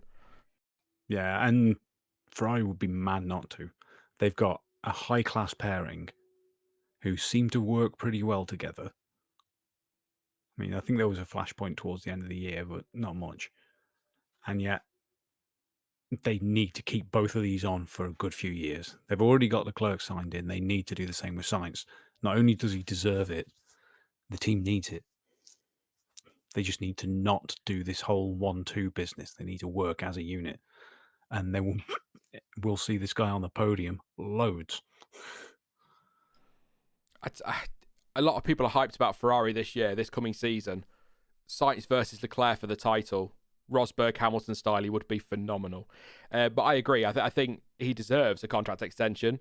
And I think that Ferrari's days of having a number one driver at the moment need to be behind them, because they've got to focus on getting back to the very front, haven't they? They need to be focused on that. And if that means having two great drivers who push each other to the limit, even if there are a few moments where they do come to blows, they need that. If they get to the top and start to have a car that can compete again, and then you go and look at, is Leclerc doing better than Sainz? Is Sainz doing better than Leclerc? And then you can pick a number one. But for now, I totally agree, Jonty. They need to just be focused on getting back to the top and having two drivers in there that can do the job, and both of them can.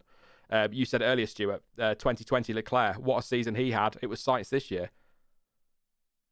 Yeah, it really was. And I think, I know you guys both rated Sainz anyway, and I did not rate him, but I think there was a lot of kind of sense that Sainz was going there to be the solid support for Leclerc, who was Ferrari's star. And I think maybe Ferrari weren't surprised, but they certainly are, as you say, going to have to go into future years balancing both of these drivers. And to be fair to them, they did a great job of doing it this year. Those drivers were helping each other out. They were swapping positions when they needed to try and attack the car ahead. When they're fighting for a championship, or if they're fighting for a championship next year, the year after, as we sort of suspect Ferrari are going to do, that's going to be when we find out whether Ferrari can manage both of them at the same time. But thoroughly impressed and surprised. Actually, I did rate him. I thought he was a good driver, but I didn't really think he was going to go to Ferrari and step up to this level immediately. So yeah, I thought great drive, great pick. And I know they're not fighting for titles, but Ferrari's still a pressure cooker, isn't it? There's still a lot of pressure there. So I think he's handled it brilliantly this year, and I mean, one of my highlights of the year was him versus Norris at turn 1 and the early laps of Russia. That was lovely to see, and I think we're going to see more of that this year. We'll talk about 22 in a minute, I'm sure, but yeah, I'm just blown away with him this year. In fact, to be honest, I think Norris, Gasly, absolutely. I think Russell to a point as well, but for me, it just had to be Sainz. If you're looking at the rest of the field, who it's got to be, I think Alonso deserves a mention. I think he was he possibly deserves driver of the season for Hungary. To be honest, he's driving there. Well, I was going to say, when you first started this segment, a lot of people in the chat were mentioning that, presumably thinking that you said drive of the season, which is an entirely different question. That's a good idea. We'll do that in a minute, Jonty. I have put a poll in for driver of the season. I'm going to come to you in chat in just a moment, so pop your votes in.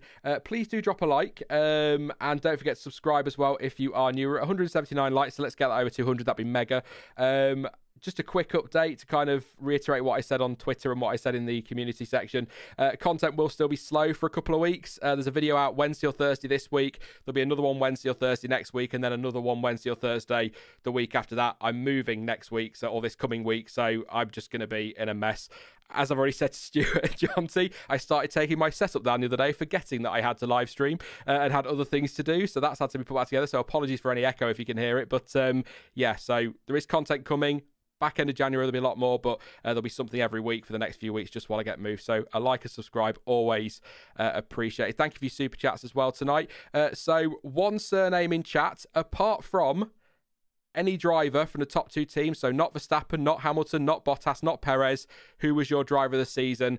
Vote on the poll. I will read some of your shouts out as well for who you've got in there. I'd imagine they're probably all very much along the same lines as the one we've gone with, but it'd be nice to give some of you a shout out as well. Rookie of the season, says Blackhawk. So Alonso, that young driver, did well.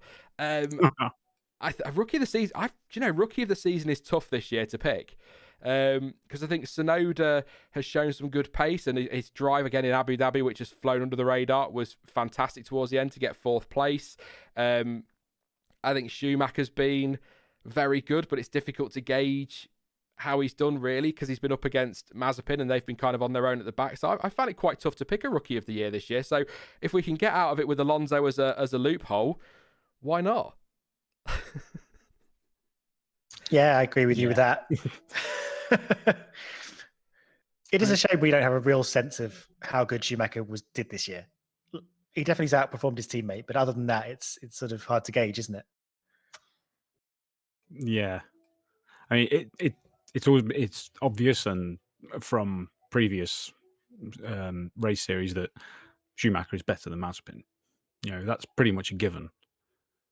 But there's, like you say, there's absolutely no way to tell how much better when they're both in that. I'm sorry, I can't call it a car. It doesn't qualify.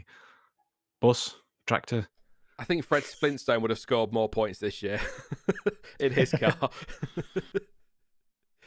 No, I'm hoping Haas can make a step forward this year, but we'll see. I mean, I keep saying it. I made the joke again after Abu Dhabi, Stuart.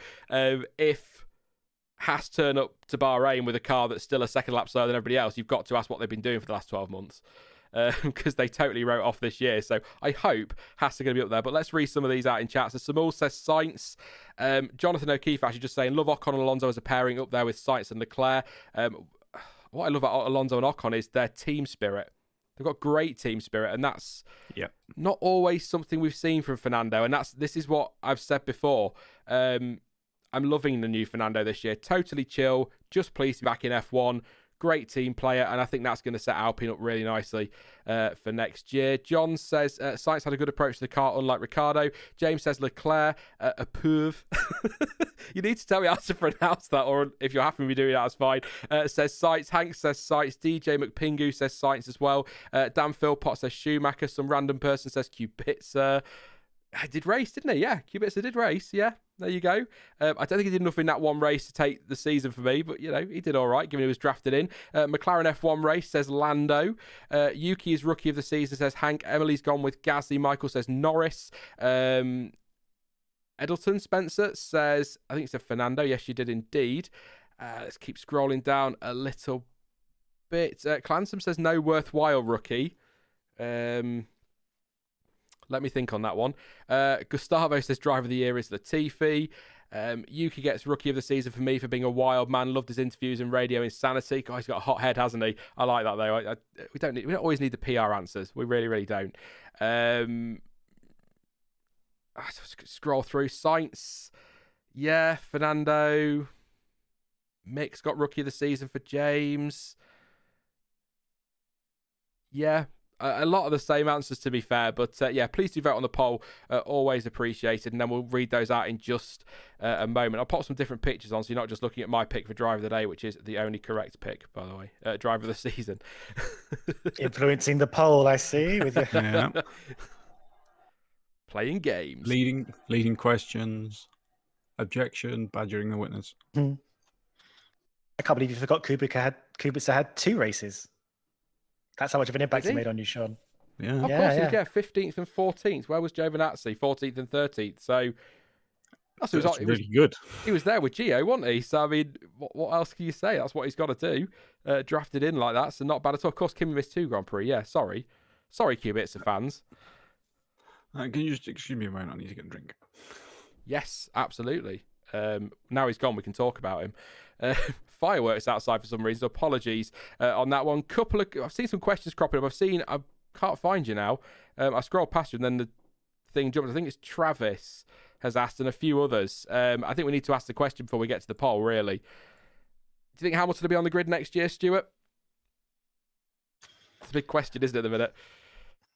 I do.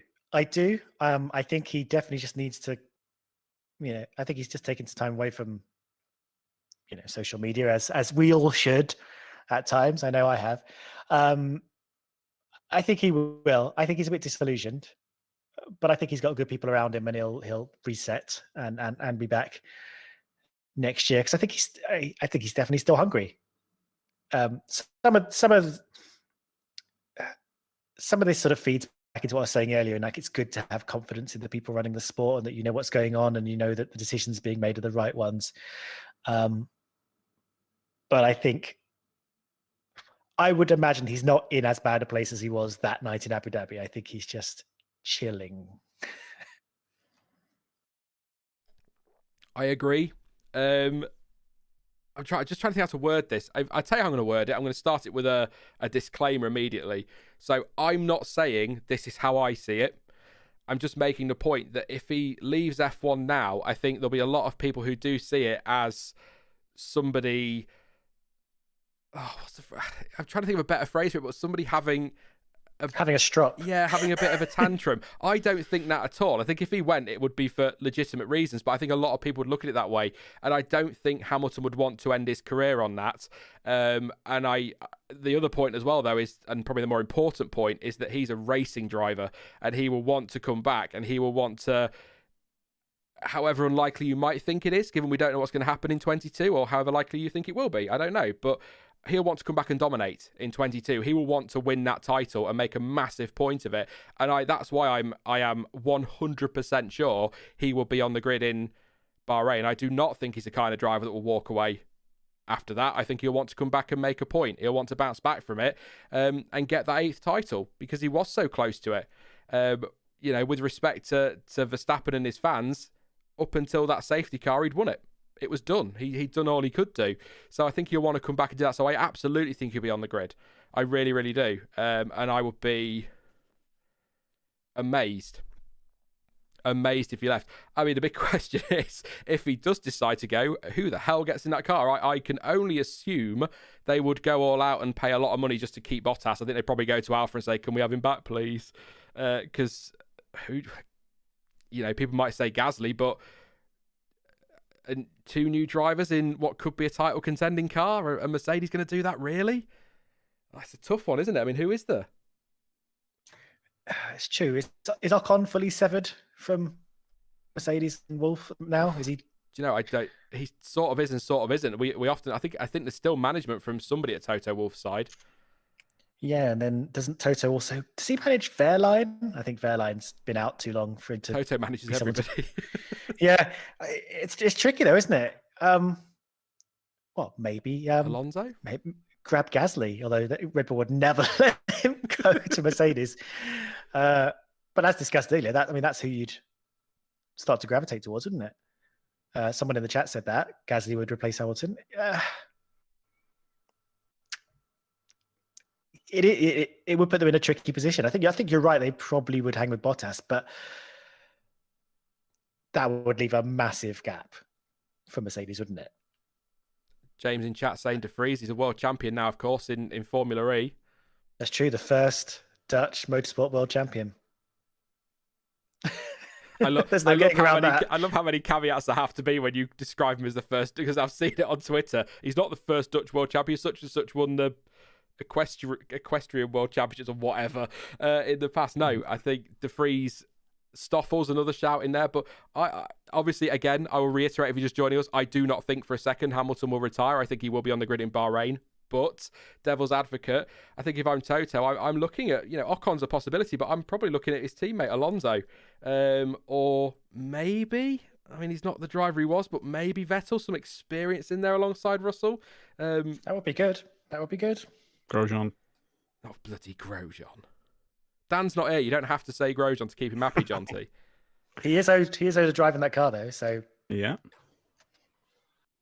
What do you reckon? Do you think Hamilton will be on the grid? That's the question, Jonty, next year. Are you pretty sure he will be? I really don't know.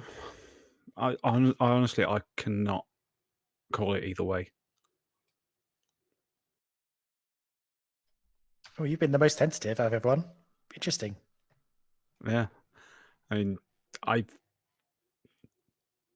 have a couple of people who follow on, who I get in contact with on Twitter, who happen to work there.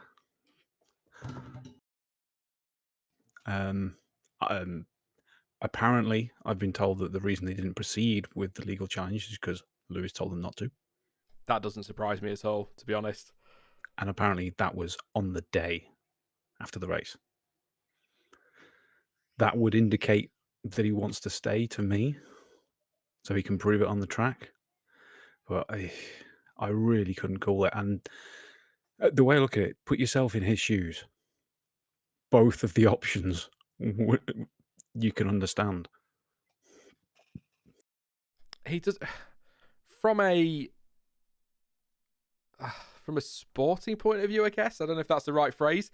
He doesn't need to race again, does he? He can retire now. 7 world titles, more wins than anyone else, more poles. He's got them all. But I agree. I think he wants to. You saying that, I'm absolutely not surprised at all that he said drop the appeal, because he is a driver that I think, a bit like Verstappen, wants to do it on track. Do you really want to win a championship in court, even if you do feel you were screwed over in the end? Do you want to win it in court? Because people say there's an asterisk against Verstappen's championship. Well, there'd be one against Hamilton's as well if it all went to court for different reasons. Exactly. So I think he'll be back. And I said earlier, Jonty, in case you missed that, I was just saying that he doesn't strike me as the kind of driver that would want to leave in what would be perceived by some as a bit of a strop.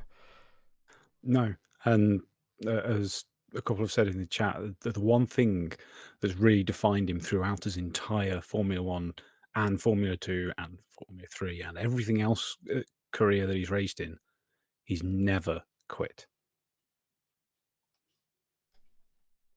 I could see him winning 8 and retiring end of this year. I could see him doing that. Yeah, I could see that. I think. But yeah, he's never quit throughout his whole racing career, no matter what happens. So, I mean, end of 2020, he didn't have to do that last race. He was clearly still recovering from COVID. He'd already won the championship, and yet he, chose to come back and do it. I would have taken the extra break. Yeah. Lewis signed a 2-year extension back in July. I always point this out. Rosberg signed an extension and then retired weeks later. Contracts are worth the paper they're written on. Of course they are, but at the same time, they're also not. If a driver wants to retire, that driver will retire. They don't need to worry about contracts and that. And I'm sure there's loopholes and all sorts like that. But yeah, we'll look ahead to 22 just a bit. If you've got any questions, pop them in chat. I'll leave the poll up for another couple of minutes and then we'll take it down and read that one. Emily says, might have missed it because I'm also making dinner, but have you touched on how well you think Zhou might be getting on? Zhou might get on this year. First of all, Emily, what are you having for dinner? I'm intrigued. Guan Yu Zhou, I mean, already Rookie of the Year, Stuart, as we know. Are you looking forward to seeing him? Untouchable. It's undisputable. Unless, of course, somebody else comes in mid-season. But, yeah, are you looking forward to seeing him in F1? How do you think he'll get on? I mean, I am actually, and I feel really bad for him because actually I've enjoyed watching Joe race for a couple of seasons in Formula 2, and I think it's unfortunate he's under this cloud of the people who, you know, Piastri deserved to move up into Formula 1. That is a completely independent of whatever happens to Zhou's career. Zhou was chosen to drive for Alfa Romeo, and that's really great for him. I think he's a good driver. I'd be interested to see how well he gets on there. I think he'll do solidly enough for where that team is, but I don't think we'll see anything kind of spectacular. But I've been proved wrong before. But yeah, I'm intrigued to see how he gets on. I felt like he's been waiting to move up for a little while now. So yeah, I mean, actually, let's be honest. We want him to do well. We want all Formula One drivers to seem like they're doing a good job and they belong there and they get good results and they prove all the doubters wrong. That's kind of what we want, really. We don't want him to fall on his ass and for everybody to go, see, you should have put Piastri in there. Actually, you do want him to do well, despite however Piastri has been unfairly left on the sidelines. Yeah, I think these things are never that straightforward in F1. I think if you're basing it purely on performance and speed and what we've seen this year, you'd put Piastri in that car over Zhou, but it's not just about that, is it? Formula One, he brings money as well, and that's what Alfa Romeo Sauber needs. So, I completely agree. Again, I always go back to your comment on Mazepin earlier in the year about how we want these drivers to do well, especially Mazepin, who's here forever. We want to see these drivers do well because we want 20 of the best competing, don't we? So, yeah, I hope he does well. I really, really do. But I can see him having some difficulties like Tsunoda early on, like a lot of rookies do. But people will need to just chill out and let him learn as he goes, because he's still young enough, isn't he? And it's his first season. It's not going to be easy stepping up to Formula One. So, yeah. Emily's having mozzarella sticks, Brussels sprouts with butter, and pork and cranberry sausage rolls. That sounds like an eat-up tea, that does. A post-Christmas New Year eat-up tea. It might not be. I don't know, but that's what it sounds like to me. Enjoy, Emily. Zhou should be far from F1. Says Mr. Bungle. Callum Ilott to Mercedes. That would annoy Mazepin. Says McLaren F1 race. I want Dirty Santa back, says Jack Chambers. Have we heard any more on that? No, the last thing he put out was 100% certain, guaranteed to be back on the grid next year. But the only person that said that is him. Maybe he's got pit straight passes for Silverstone. Maybe that's what he means. Can you afford them? Anyway, let's not get into that one. I think we can all agree Maz deserves the Mercedes seat, says Kevin. Yeah, sure. I'll go with that one. Absolutely. Daniel Ricciardo to Mercedes, says Edgar Fellon.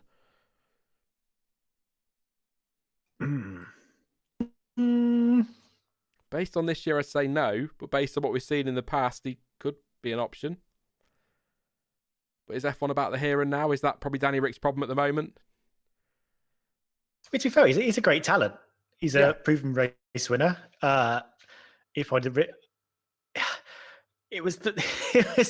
I mean, it could just be a 2021 thing that was a bit of a quirk, but him struggling when he moved teams would be a bit of a bit of a worry. But maybe he will just settle in there and give them the results they need. I mean, it's not a bad move. I think it'd be a surprising one. I'm just pondering. I'm just thinking.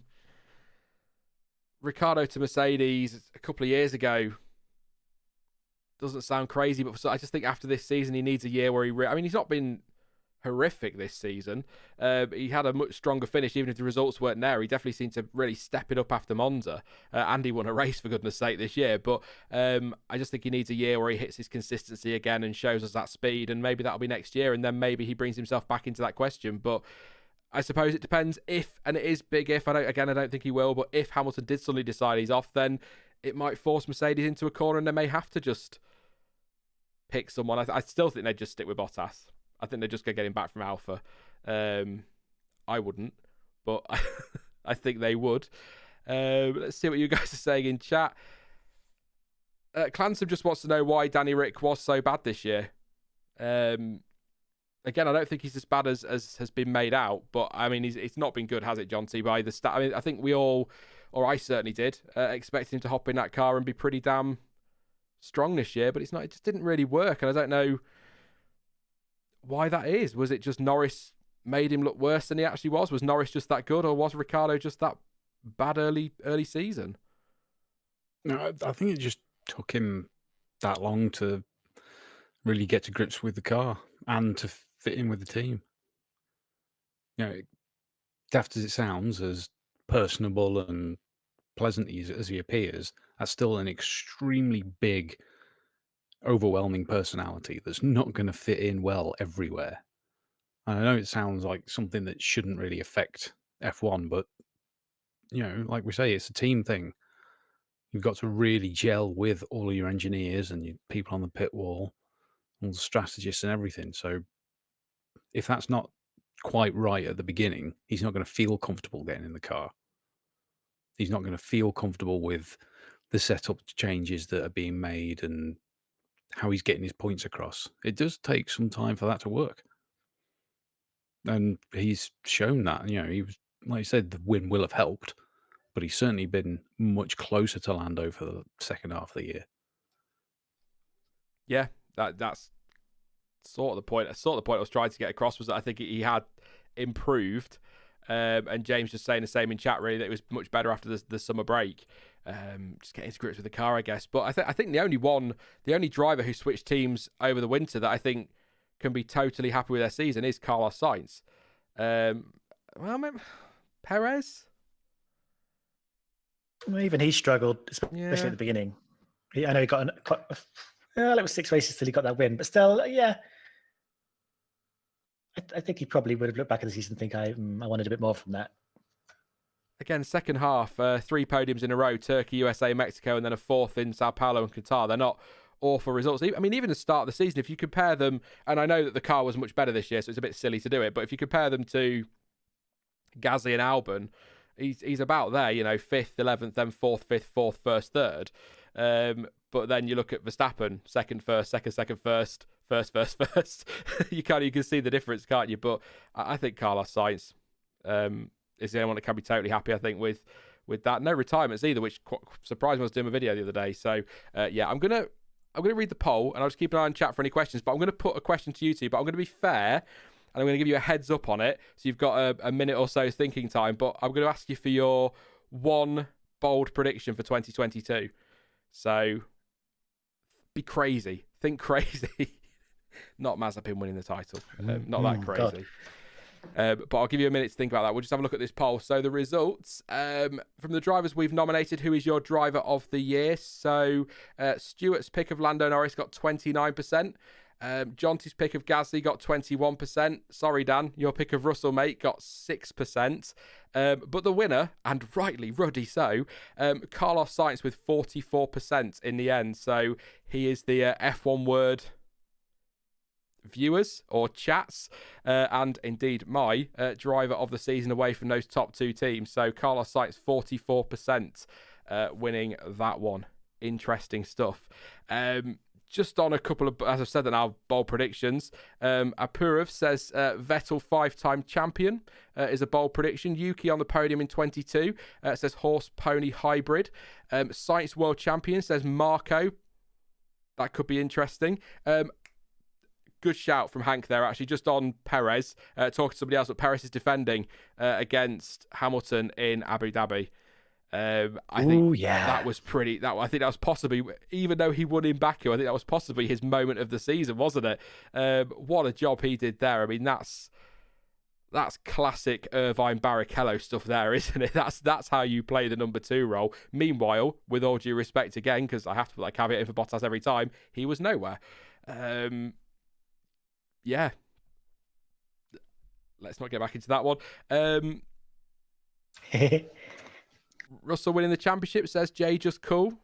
That's a bold one, I think. Samuel saying bold prediction is Fernando for championship. Alpine domination, says Jack. I keep saying it. They are my team to watch. Definitely next year. I think they are dark horses. Corolla says similar, wins a Grand Prix. Albono wins the championship with 10 races to go, says David. That would be a turnaround from Williams, wouldn't it? And BB, that's a nice one. Not necessarily related to racing itself, but Schumacher announced at Ferrari is a bold prediction for 22. So I'll come to you first. Eeny, meeny, miny, moe. I'm actually Jonty. It is Jonty, funnily enough. Bold prediction for 2022, mate. I would say, like, some of them are either too stupid or some are obvious. It's very hard to pick.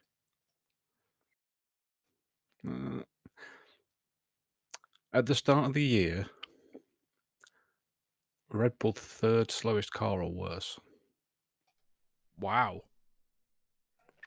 I've got this feeling they just threw absolutely everything at this year, kept on with the car all the way through with the year, and that they're going to suffer for it next year.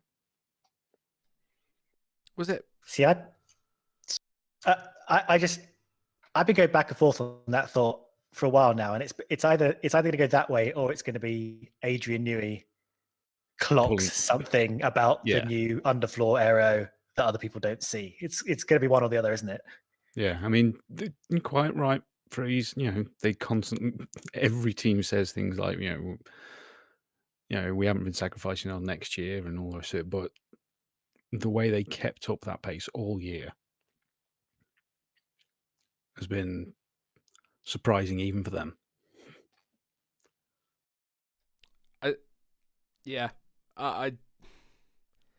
mean, in fairness, to kind of back up your point, I mean, I don't know if it's Christian Horner or Helmut Marko said a couple of times to the media that yes, they have to put some focus on 22, but if you've got the chance to win a championship, you're going to go for it. You're going to put everything into it. So it could, but I tend to agree with Stuart actually in that it. So sort of also agreeing with you, sort of 50%, Jonty, in that it's going to go one. They'll either be terrible or they'll absolutely smash it because they've got Adrian Newey on board. But yeah, but Newey doesn't always nail it. Not always. No. I just so he should, because this is a hell of a lot more aero focused, and he's got that sort of just that weird understanding. You can almost imagine that he's sat in his office designing things and he can see how the air moves in his mind without even having to go to the CFD or what have you. That kind of designer, but you can't see it when it's underneath. I think he's either going to get it perfect or miss something obvious because it's maybe too obvious. What do you think, Stuart? Your bold prediction? I don't know how bold this is. So my bold prediction is we're going to have at least 8 different race winners.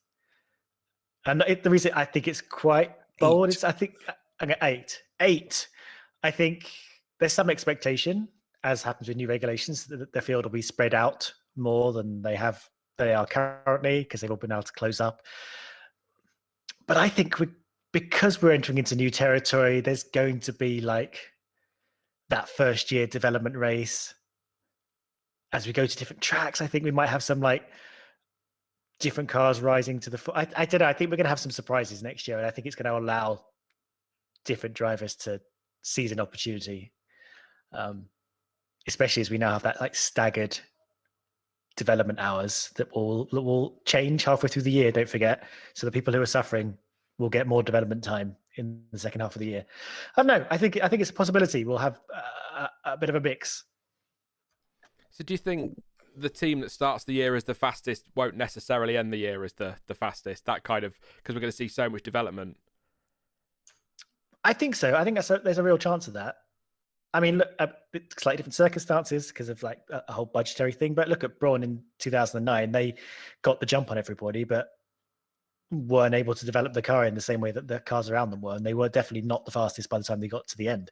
So, I think the pecking order at the beginning of the season won't be the pecking order at the end, and I think we're going to have people starting to shine at different parts of the season. 8. See, that sounds crazy. We'd have 6 this year.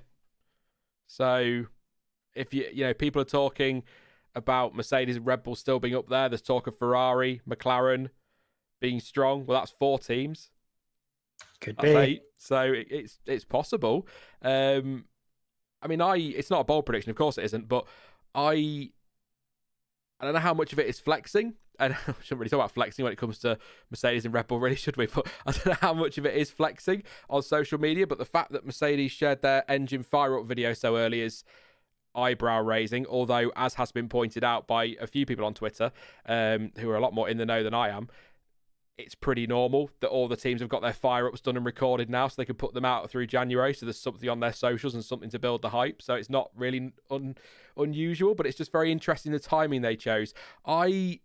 As boring as it's going to sound to everybody, I think Mercedes will be the team to beat next year. They are not stupid. It is an aero regulation change. It's not about the power unit, but they've still got the power unit will still matter, and they've got a lot of clever people there. So I still think they will be up there, and possibly the team to beat early on. But I'm with you, Stuart. I don't necessarily think that means they will be the best come the end of the season. It could be Ferrari, it could be McLaren, it could be Red Bull, could be Haas. Who knows? My bold prediction, funnily enough, on a switch of Haas, is that they finish 4th in the Constructors. No, I'm not still drunk from New Year's Eve. I just think they've taken a whole year to work on that car. I know that, it's a brand new car, so they've not got, because I think you'd need more than a year to turn that car they have this year into something successful. But it's a whole new regulation, spent a whole year on it. It's a little bit of money there. They're going to have had the most development time as well. I think they've got a shot at being in that midfield fight. So I thought, you know what? Why not go absolutely crazy and say top 4? Why not? They won't, let's be honest, but can't be any worse. Well, someone in chat was thinking along the same lines as me, mentioning Dallara, who do a lot of the chassis manufacture for Haas. You know what else they make? Chickens. Indy cars, which have been using smaller, I think they're smaller, Venturis on their chassis for a while. There's experience and knowledge there. And I'm sure the Haas team will have brought some of the talent over from the other series. I mean, they better do something with the time they spent this year that they wasted on this at the actual season that was happening this year.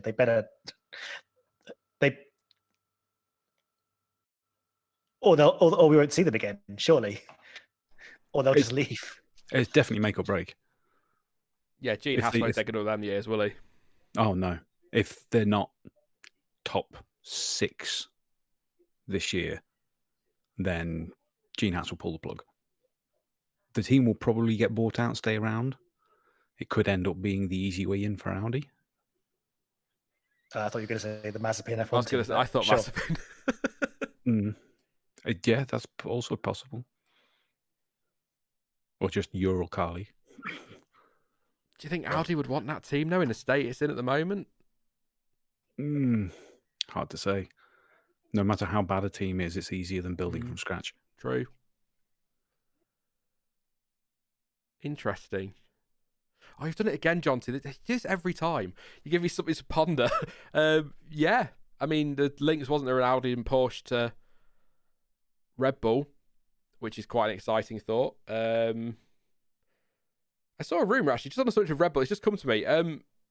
I don't know if you've seen this rumour, Jonty and Stuart, but I've seen a rumour that, or at least news, that Honda are not by name, but they are effectively now sticking around with Red Bull. I think isn't the head of their engine program going over to Red Bull powertrains to kind of carry on doing what they've been doing. It's just the Honda name won't be on the car, but it'll still be the same people working on the power unit. I know there was sort of that anyway, but it sounds like it's a bit more in depth than we thought it was going to be. It would stand to reason. I'd imagine they've had a lot of the people, or most of the people, to be honest, of the actual personnel. You can't just buy the intellectual property to carry on making them and then just suddenly start it with a load of brand new people. No matter how good they are, they're still going to be starting from scratch, even though they've got all the plans and they're just making a thing that already exists. It's still not the same. So they would have been stupid not to take lots of the personnel over. I mean, I think Honda will be back in the future, by the way. They always go, don't they, and come back. Well, yeah, again, referencing IndyCar. They're going hybrid.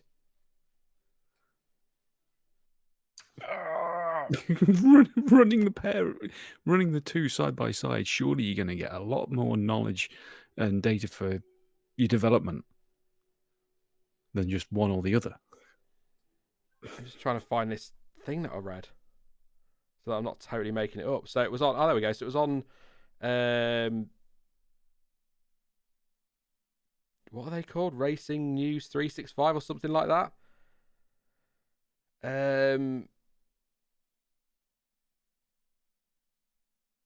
So it was assumed that Honda were just going to disappear and Red Bull were taking over. However, Racing News, that was it, 365, understands the construction for 2022 and 23 will continue until the 25. Not construction, collaboration, until the end of the life cycle of the current hybrid turbo engines. So Honda will continue to maintain a supply of engines from Japan. It's just only the Honda name that's going to disappear.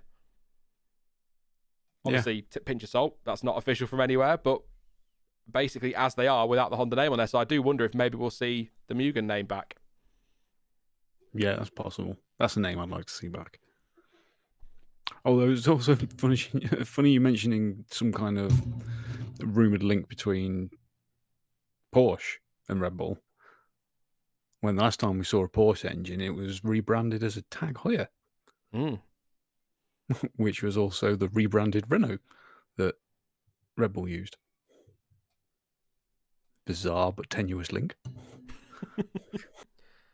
I mean, we'll see. I mean, it makes sense for them to work together, doesn't it, under the current regs, until they change again in 25, and then maybe that's when Red Bull do pair up with a Porsche, or a Porsche, however you want to say it, or an Audi or whoever. But we'll see. It would be nice if Honda was sticking around properly in name, but again, I think they'll be back in the future. So I think just check chat for any questions that we might have missed that are needing to be answered. Max says, does no one believe in Aston Martin for next year? I want to. Yeah. I'd really like to see him up there. I don't know about you two. It'd be nice to see Vettel up there challenging again, wouldn't it? And just being involved in that fight. But if they could just tweak the livery a little bit, would be nice as well. I know you want it pink, Jonty. Yeah, well, it's a lovely green they've got. But generally, it's just that green. It's not really a livery as such. It's just the whole thing's that colour with a couple of pink bits. Doesn't pop it disappears either, on doesn't it? TV. It disappears on TV as well. It just kind of looks black. Whereas if they did something like the Jaguars did, which was a bit lighter and just a bit nicer, it was just a nice livery. Those Jaguars. The Jaguars were gorgeous. If we're talking liveries, though, start a petition right now for McLaren to do a partnership with Gulf and become Gulf McLaren Racing and run that livery for Monaco all year next year. Yes. Please. Yes. Will Mercedes be silver next year, says Nicholas? I believe so. I think that is all but confirmed. In fact, I think it's possibly even confirmed. I think Toto said it last year. I think they are going back to silver. So that is... I think... it doesn't feel right calling them silver arrows unless they're silver, so it's good from that point of view. Adonis says, how soon do you think the new cars will be faster than the 2021 spec? Stuart, it's believed, isn't it, that they are already as fast as and will be quicker than by the end of next season, these 22 cars. That is what I'm hearing, and that's what seems to be reported. It's the problem is we've just not seen anything of them, and I just don't know how much to believe of what we're hearing. But that does seem to be where they are at. So I don't think we're going to see like a dramatic drop off. And even if they are slow at the beginning of the season, I can't imagine they'd be anything but matching the lap pace by the end of the season. Again, though, we won't know anything until we start seeing them go around Bahrain in testing, and even then they'll be hiding a bunch of stuff. Or at least until the very last day of. I think actually the second testing is in Spain, isn't it? But until the very last day of testing, it's very hard. It's just so hard to say going to this because everything so far has been either on a computer, in a wind tunnel, on a dyno. There's no on track physical. We can see the car running and know how it's performing stuff happening yet. So we're just gonna have to wait and see. But I wouldn't be surprised if they're basically similar pace, but with strengths and weaknesses in different parts of the track. So yeah, I think we're looking quite similar. Again, new tires as well. There's just so much newness next year that it's not as easy as going from a normal one season to the other, because where you can just expect an evolution of the previous year's car.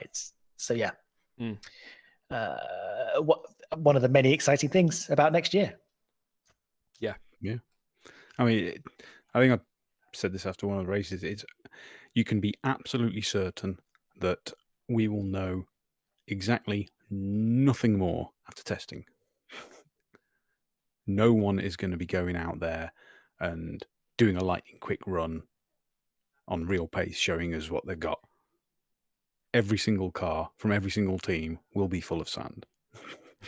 I mean, yeah, we'll all go into the launches. The cars really excited, won't we? But try to analyse stuff that isn't there. But the cars we see at launch will not be the cars we see at testing, and the cars we see at testing will not be the cars we see in Bahrain. I'd maybe even argue the cars we see in Bahrain won't be the cars we see at each race following, because they're just going to continue to develop, aren't they? They're just going to change all the time. So it's almost pointless doing launch videos in some ways. But yeah, I mean, you could even go so far as to go. There's a crazy prediction. Every single launch will just be that year's livery on the generic 2022 car that F1 showed. It will just be a mule of that. I mean, Mercedes have already sent out a teaser image to their socials, which is the display car, just in dark light. Yeah, to see mysterious. And that's already going around as if like, oh, it's the new car, but it's not the new car at all. So yeah.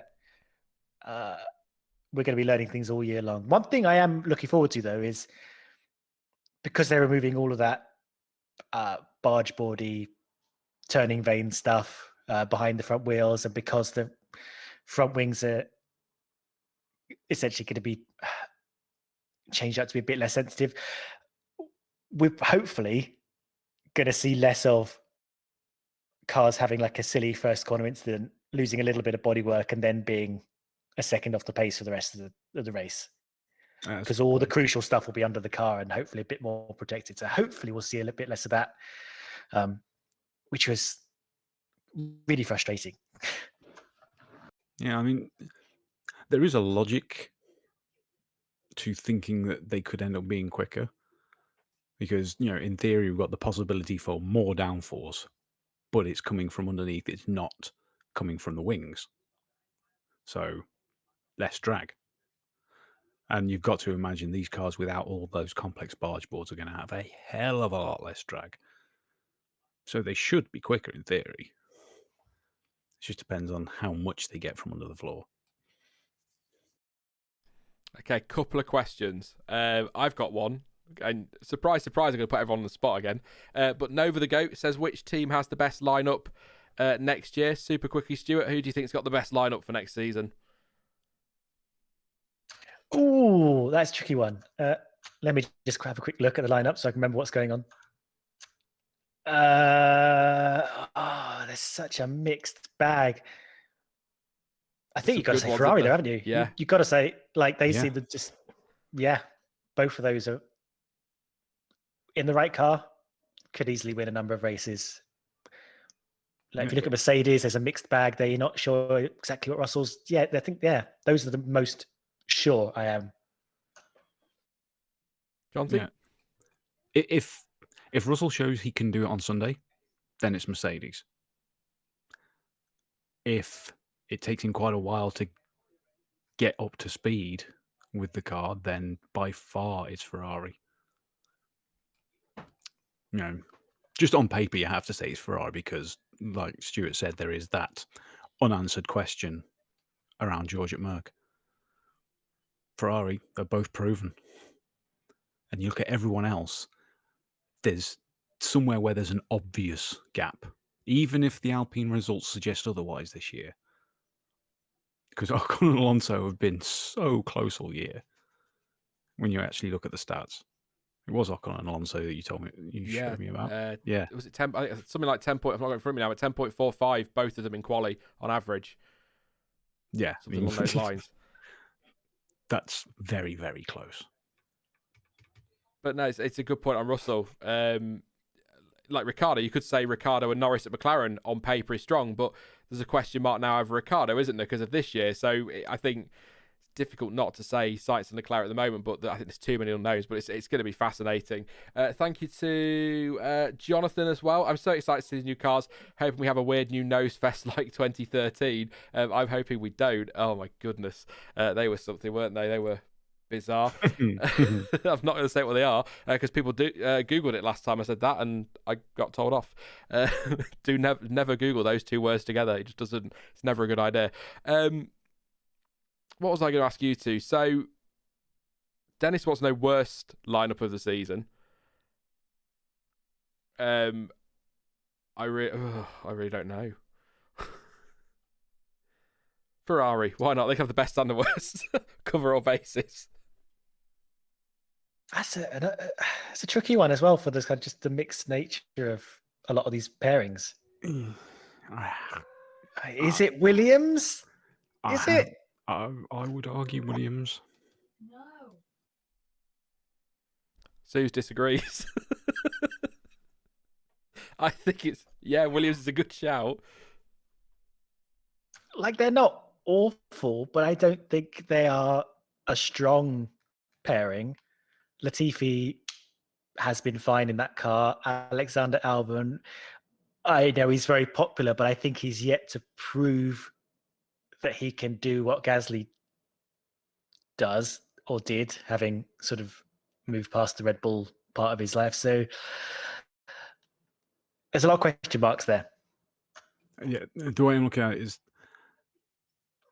there isn't a 1-for-1. Do you know what I mean? There isn't a. If you look at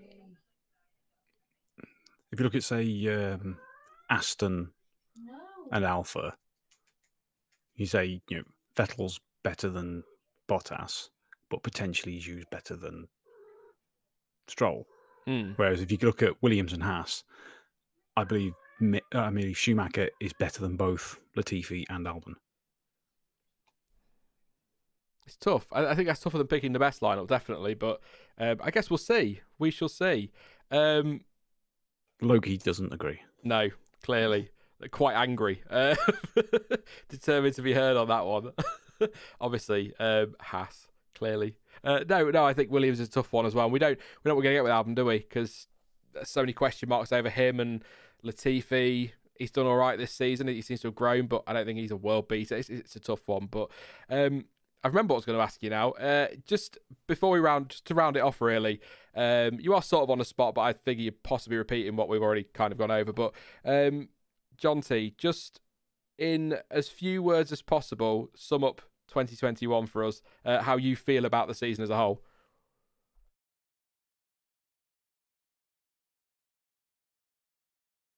I thought you were going to say silent then. I was like, that really is in as few words as possible. That's a difficult one. You can say awesome. Tight. That's a good word. That's, yeah. Like a tiger. Point like a toiger. Oh, God, there was an accent there. No. I don't know what the accent was. Yeah, well, I mean, it was, wasn't it? Right to the wire. And again, credit to both of them for that. What about you, Stuart?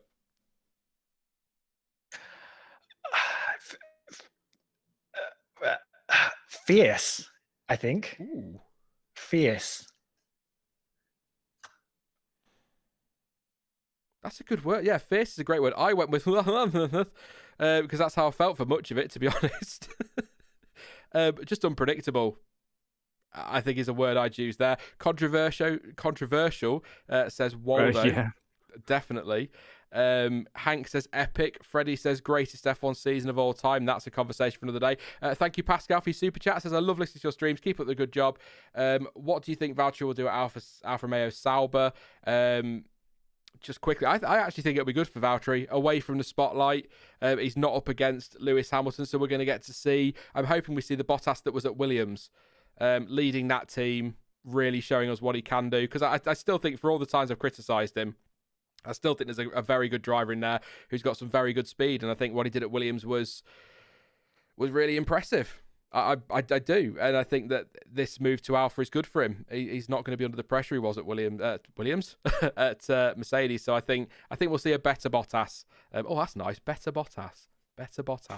Nice Video title. James says close. Controversial and awesome says Nicholas. Frantic says Torreiro. That's a good word. Frantic. Weird and epic says Neo Spoiler Show. Is it T-Bolts or Tie-Bolts? Perfect. Eventful. Tebow, that's the one. I knew it. I was looking at it saying, I knew it was there. Eventful. It was definitely eventful. But we'll end on that. Dan Philpott. Mega. Yeah. Now, I can tell you one thing Bottas is going to do at Alpha. Enjoy the coffee. Italian team over a half German, half English one. Oof. Yeah, but can we not have the coffee and porridge memes next year when he gets a point? Bottas 18.0. Because why? Because he finished 10th. I don't think do they do porridge? Do the Italians do porridge? I don't know. Anyone Italian? Do they do porridge? If not, he'll have to have something else. All that amazing food that you get in Italy, I just can't see porridge being part of it. Italians do polenta. Oh, God. So, yay. That's worse. Freeze actually says technically Alpha is Swiss. Because it's Sauber, still the parent company, yes. Yeah, porridge is very Finnish apparently, so there we go. And Happy New Year to you as well, McLaren F1 Racing, to everybody tuning in. Happy New Year to you, Jonty. Thank you for tonight, mate. It was nice to. It was never a review tonight. It was just a good waffle. And I think we definitely had a good waffle. So thank you for coming on. It was great to chat to you. But I tell you what, I'm already ready for March. Yeah, I really am. But not even March, February. I know the cars we see in launches aren't going to be those cars, but I'm eager to see some of the liveries and all sorts. There's a lot of hype, and I'm very excited for it. I'm sure you are as well, Stuart. Thank you very much as well for popping along to this one. Good old waffle again. And I don't know. Are you looking forward to 2022? Have I put words in your mouth, or are you dreading it? Do you think it's going to be terrible? Go on, end on a negative. I've been looking forward to 2022 since it was 2021. Oh, God, yeah. If that makes sense. No, I totally agree, yeah. I just, I'm looking forward to seeing all the questions we have answered and seeing if this battle continues or if we get a brand new battle next year. There's just, so much to look forward to. In fact, the anticipation is probably going to be better than what we get. But these next couple of months are going to be really, really interesting. And probably one of the least predictable seasons from the point of view of now in the year. I mean, this year was unpredictable. Next year's unpredictable because we have no idea what's going to happen, but it could actually end up being a really predictable season if it goes the way it has done in the past with rules changes. But either way, very, very much looking forward to next season. I will say I'm kind of hoping that we don't get any launches until the 14th of February because I'm supposed to be in London the week before. So if any teams are listening, which they won't be, but if they are, then anywhere from the 14th is fine. Do McLarentine's Day again to kick it all off. That's fine. But yeah, thank you very much to both of you for coming along, and I'm sure I'll talk to you both soon. I'm sure you will. Cheers. Thanks for having us on. Bye, everyone. Thank you to Jonty and to Stuart as well, and thank you to you guys for tuning into the first stream of 2022. Like I say, a nice chill one just to kick off the year, looking back at last year and a little bit towards this year as well. This coming season going to be fantastic. Please do drop a like before you disappear. I think we got over 200, but a few more are always appreciated. 525 still on board. You're mad, but it's great to have you here, so please do drop a like, always appreciate it. Don't forget to subscribe as well. Like I say, things will remain slow for a couple of weeks, so we've got a video out Wednesday or Thursday this week, or this coming week. There'll be a video out Wednesday or Thursday the week after, and then a video out Wednesday or Thursday the week after that, and then we can get to 2-3 videos and streams a week like we used to do. Just need to get moved, which is going to be very, very exciting. Can't wait to get moved into my new house and new office and sort out freaking internet, which is going to be fantastic and expensive, but anyway, that doesn't matter. So wish me well and luck with packing and moving. That's always an absolute nightmare. But thank you for coming on tonight. It's been great to see you all. Happy New Year as well. Once again, hope you had a great Christmas if you celebrate, or a great holiday if you don't. And I hope you didn't get too drunk on New Year. It's a whole new year, whole new season, and a whole new F1 era. And I cannot wait for this one. I am so excited. I don't want to wish my life away, but I kind of wish it was almost here already. It's not a long winter in Formula One, certainly not this year, but it certainly does feel like it sometimes. Like I say, please do drop a like. Don't forget to subscribe, and you can follow me on social media. I'll also be more active over there in the coming weeks as well once I've got sorted. But as ever, thank you for watching. I've been Sean. This has been the F1 Word, and until next time, goodbye.